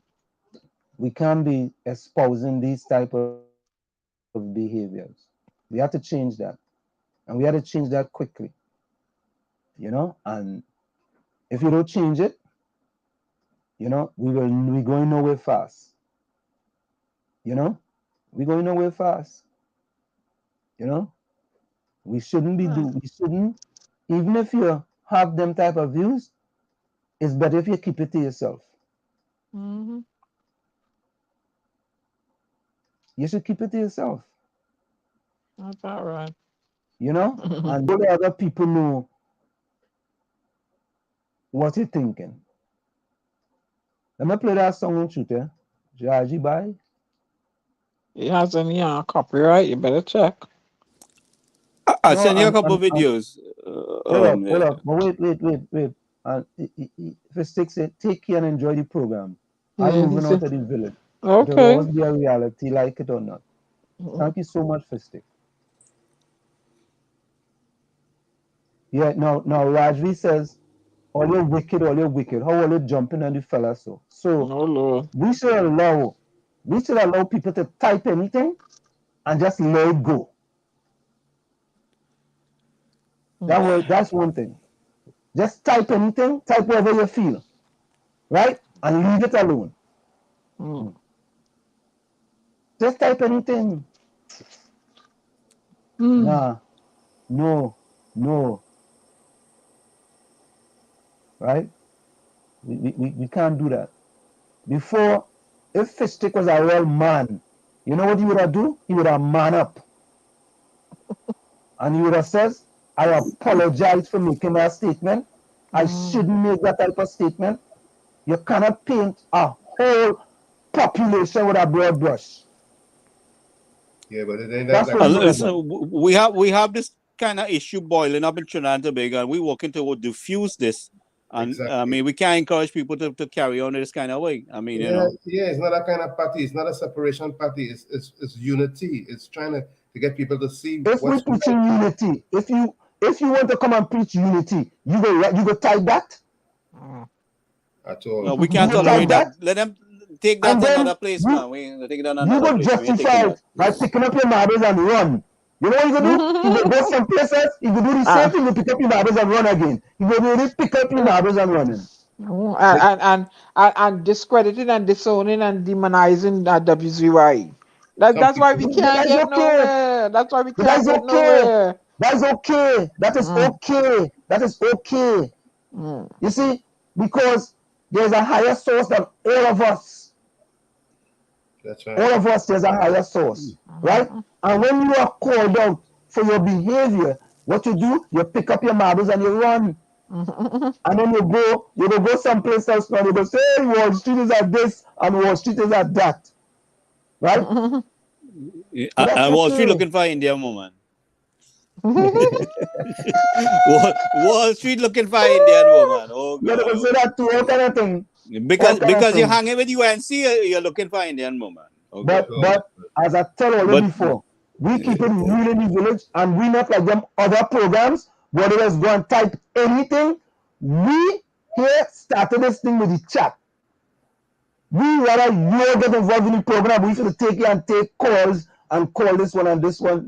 Listen, we could take voice messages. All you have any tell all you send any voice message, right? We want all you to be involved in the program. So we involve all you in the program. And Fishstick, I'm very disappointed in you. Very disappointed that you will even type that. So let's move along. Yeah. That's Yeah. enough time on fish sticks. All right. yeah. Anyway, guys, I gotta skip out. I'll catch up with you. All right, cool. I gotta take a few calls. All right, thanks. I'll be Um, listening though. Right. yeah. Alrighty. Let me see if I get that fella's song. Brother Marvin. Jahaji Bhai. Yeah. I think it has no, I don't That's think it has copyright, isn't it? copyright. I'll check. Let me check for. Yeah. Check it for me. Check it for me. Who's doing the any closing comments? Jay. Yeah. Remember, it's a play Discover All of Us by Michael Baker. Check that, Diana. Discover All of Us by Michael Baker. Okay, you can play Jahaji by Brother Marvin. Okay, man. Okay, check out. What's the next one? What's the next one? Hold on, let me tell you what it is. Good night, thing. Discover All of Us by Michael Baker. Oh.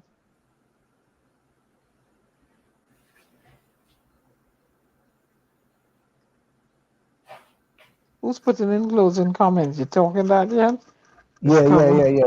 No, you could call them now, Diana. Call the people. You want You have Discover All of Us. Hold on. Is Discover Both of Us. You sure about that? By who? Michael Baker. That's what I'm seeing here. Is that copyright? I'm going to pull it up now. So, all right, Lana, you already put your closing comments. Ronnie, put closing comment. No, it doesn't. But let me see what the song says for. Okay. Put closing comments. Visha, who's Visha? Visha is somebody been here before, right? Troy Smith. Closing comments.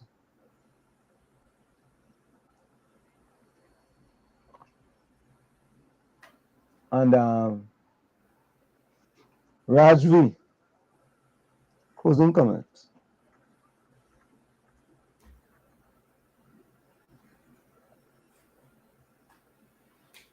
Discover Both of Us is a nice track. Let me see nice again. track. Discover Both of Us by who? Michael Baker. Renee Mohammed have all good taste, by.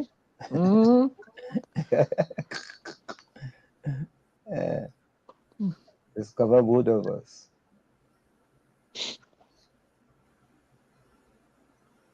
You see any closing comments there, Diana? No, Lana Budu said no such thing as race, just human. Yeah, and a marathon. Correct is right. Discover Both of Us. Come discover both of us. That's what it is.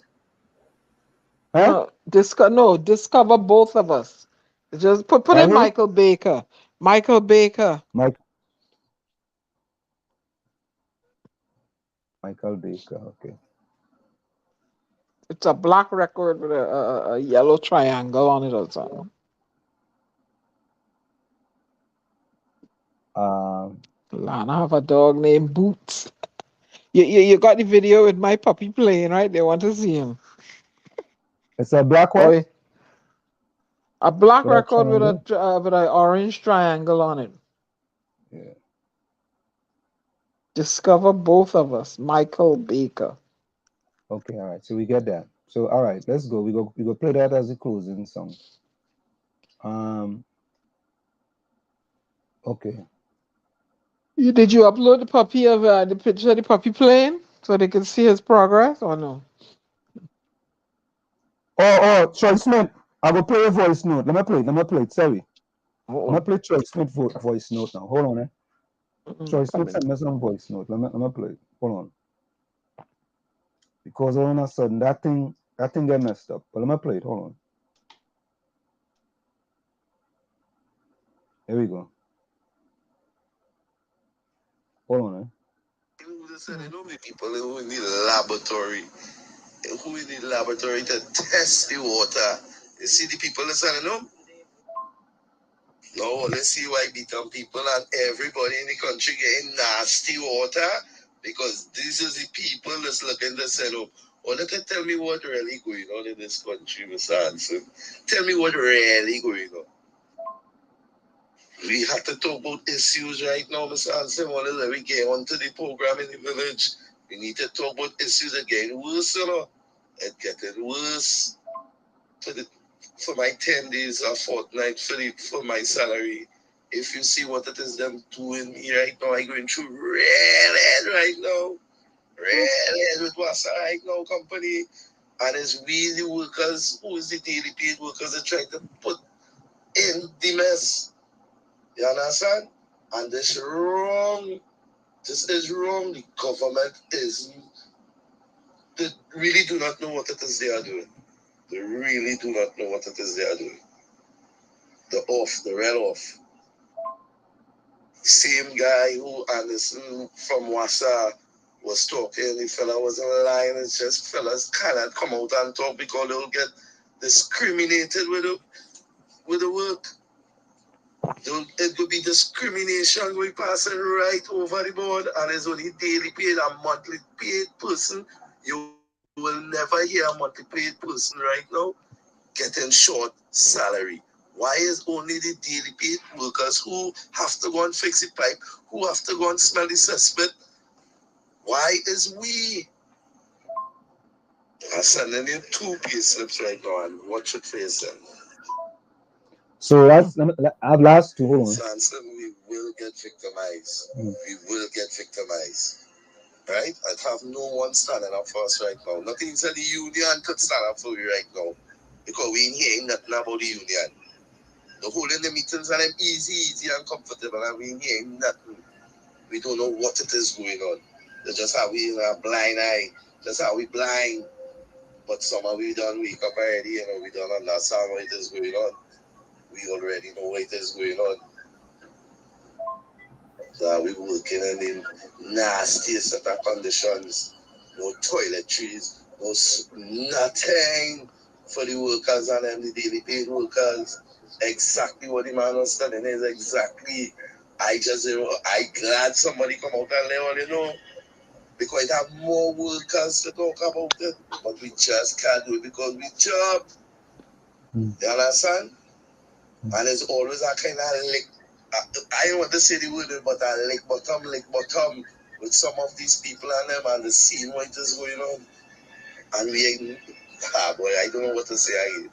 First, I'm frustrated right now. They have me in a race with my credit union. They have me in a mess right now. In a mess. So that's the voice notes that he sent me. So I had to play it. I had to hold it up because Troy Smith is a fellow there from Wassa. Had to do with that beat-em thing. We had to get back on that beat-em case, eh? Yeah, we will get back with that. I tell Anderson we want to do a live directly from the beat-em because we had to get back on that case because you see the blackout and everything else, kind of sidetrack you. It does go. Right? Another closing comment. Rajvi, another day has passed. We need to say thank you. You're alive. Let's ask God to bless us with happiness and better day. Yes. And Nadia says, closing comments, blessed night to everyone in the village. Please be safe. Stay safe. Correct is right. That's not Nadia, that's Visha. No, that's Nadia. That's Nadia. She's using her daughter's phone. Yeah. She had to see something different.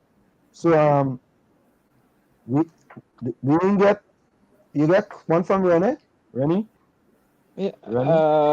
All I born and grow with these music. Yeah, I read Rennie. We are all one people under the same sun. And Peace and love to everyone. Yeah, I read them all. Okay, cool. All right. So Tommy, closing comments. I've said it time and I've said it again, and tonight brings me back to it. We have to make the 4 agreements if we want to make a difference and have a better Trinidad and Tobago especially. We have to be impeccable with our word. We have to speak with integrity. So say only what we mean. Avoid using the word to speak against yourself or to gossip about others. Use the power of your word in the direction of truth and love. That's all I'm going to deal with. This is the first agreement tonight. A pleasant good night, and it's been a pleasure. It's always a pleasure being in the village with my village family.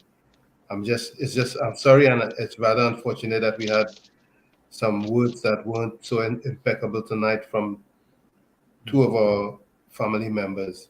But they're still our family members. Hopefully they would learn something and mend their ways and come back in. Because we're gonna have our arms wide open when you decide that you want to do the right thing. Pleasant night to each and every one. We'll talk again and see each other in the village on Saturday, God willing. And Tommy, I would just want to say that we have to watch our words. We have to watch our words because our words can help, our words can hurt. That's right. And sometimes when we write something, we may need to take a second, a third, and a fourth look and say to ourselves, you know what, boy? Not right now. And do press that send button. But Tommy, I just want to echo what you said. We have always said, we are family, and we're supposed to be able to tell you, like you could tell me if I'm going wrong, and if I'm going wrong and I realize it's wrong, I will apologize and keep it moving. I wouldn't pick up my marbles and run. You understand? I will keep it moving. Right? Yeah, the only way we're going to get through it is to go through it. Correct is right. Go ahead, Diana. Closing comment. I'm just going to do some quotes tonight and say, our lives begin to end the day we become silent about the things that matter. Martin Luther King. Strong people stand up for themselves, but stronger people stand up for others. Stand up for what is right, even if it means standing alone. It takes nothing to join the crowd. It takes everything to stand alone. And from me, the storm, I am fire. If you want something salty and sweet, I am not the woman for you. I spit flames often. This is Diana Benskin, your global ambassador and poet, bidding you auf Wiedersehen. I want to thank Judge Volney for joining us in the village tonight, as usual. It was very engaging. And the young lady from the Ukraine in Trinidad there. I want to thank you all for joining us in the village. Good night, my beloved people, and stay safe. And Diana, I want to add another quote by MLK. The ultimate measure of a man is not where he stands in moments of comfort and convenience, but where he stands at the times of challenge and controversy. Let me repeat that. The ultimate measure of a man is not where he stands in moments of comfort and convenience, but where he stands at the time of challenge and controversy. From where I sit, this is it. The clock on the wall said that's all I like to say, but I've got to go. Remember, hard work beats talent when talent does not work hard. Unfairly 60 seconds of anger, you lose 1 minute of happiness. Good night, Eugene. Good night, Lana. Good night, Capiza. And we're going to go out with that song by Rennie Mohammed. And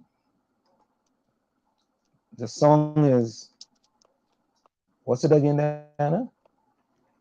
Both of Us. Discover Both of Us. Yeah, Michael Baker. Yeah.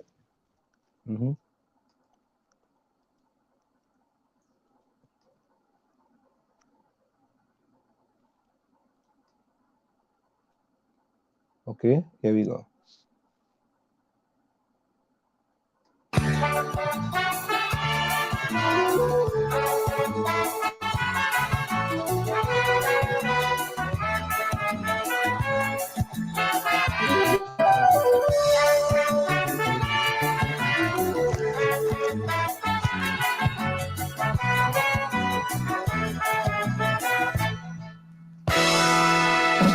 Trinidad, as you know it, stands out most in the Caribbean. And if you don't want to believe it, well, friends, let me make you understand. Ask Jamaica, Grenada, Barbados, and Vincent, just to name a few. When visitors pass through Trinidad, this is what they'll tell you. They tell you, come discover one of us, come discover both of us, and why not come and discover all of us? For together we aspire, and together we achieve. The way we live is hard for them to believe.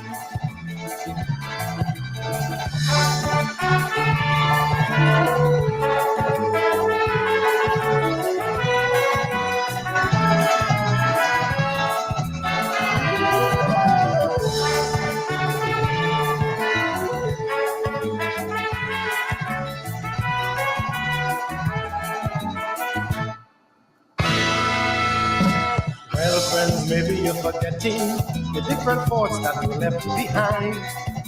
Now they are historic points of interest until the end of time. Remember the Spanish, the British, the French, and the Dutch. They all left their homes just to come to this wonderful island to make it their own. So let me tell you, I'll discover one of us, I'll discover both of us, and why not come and discover all of us? Every day I sing and praise of our natural ways, where every creed and race find always an equal place.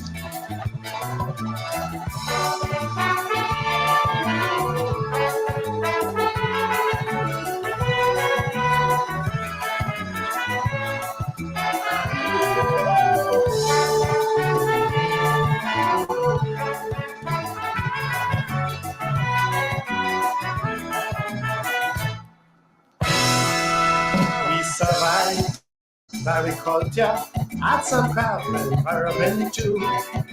With sugar, with oil, with coconut water, and living for me and you. The Caribbean island, fully fresh like the coconut trees, the bird sanctuary. These are some of the interesting things visitors will come here to see. So let me tell you, come discover one of us, come discover both of us. So why not come and discover all of us? Side by side we stand, we stand up to integration, outstretching a friendly hand to those who visit our land.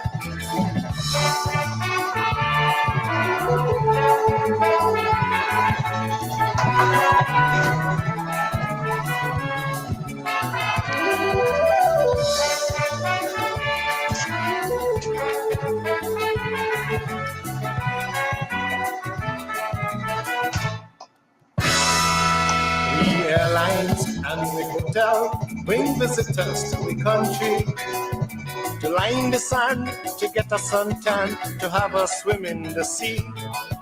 With tropical foods, with juices and the rum punch, and we back and on. You should see how they have a swinging time in we carnival. So let me tell you, come discover one of us, come discover both of us, and why not come and discover all of us? Trinidad and Tobago, land of steel and limbo calypso. Wherever we may go, we have our distinctive talents to show.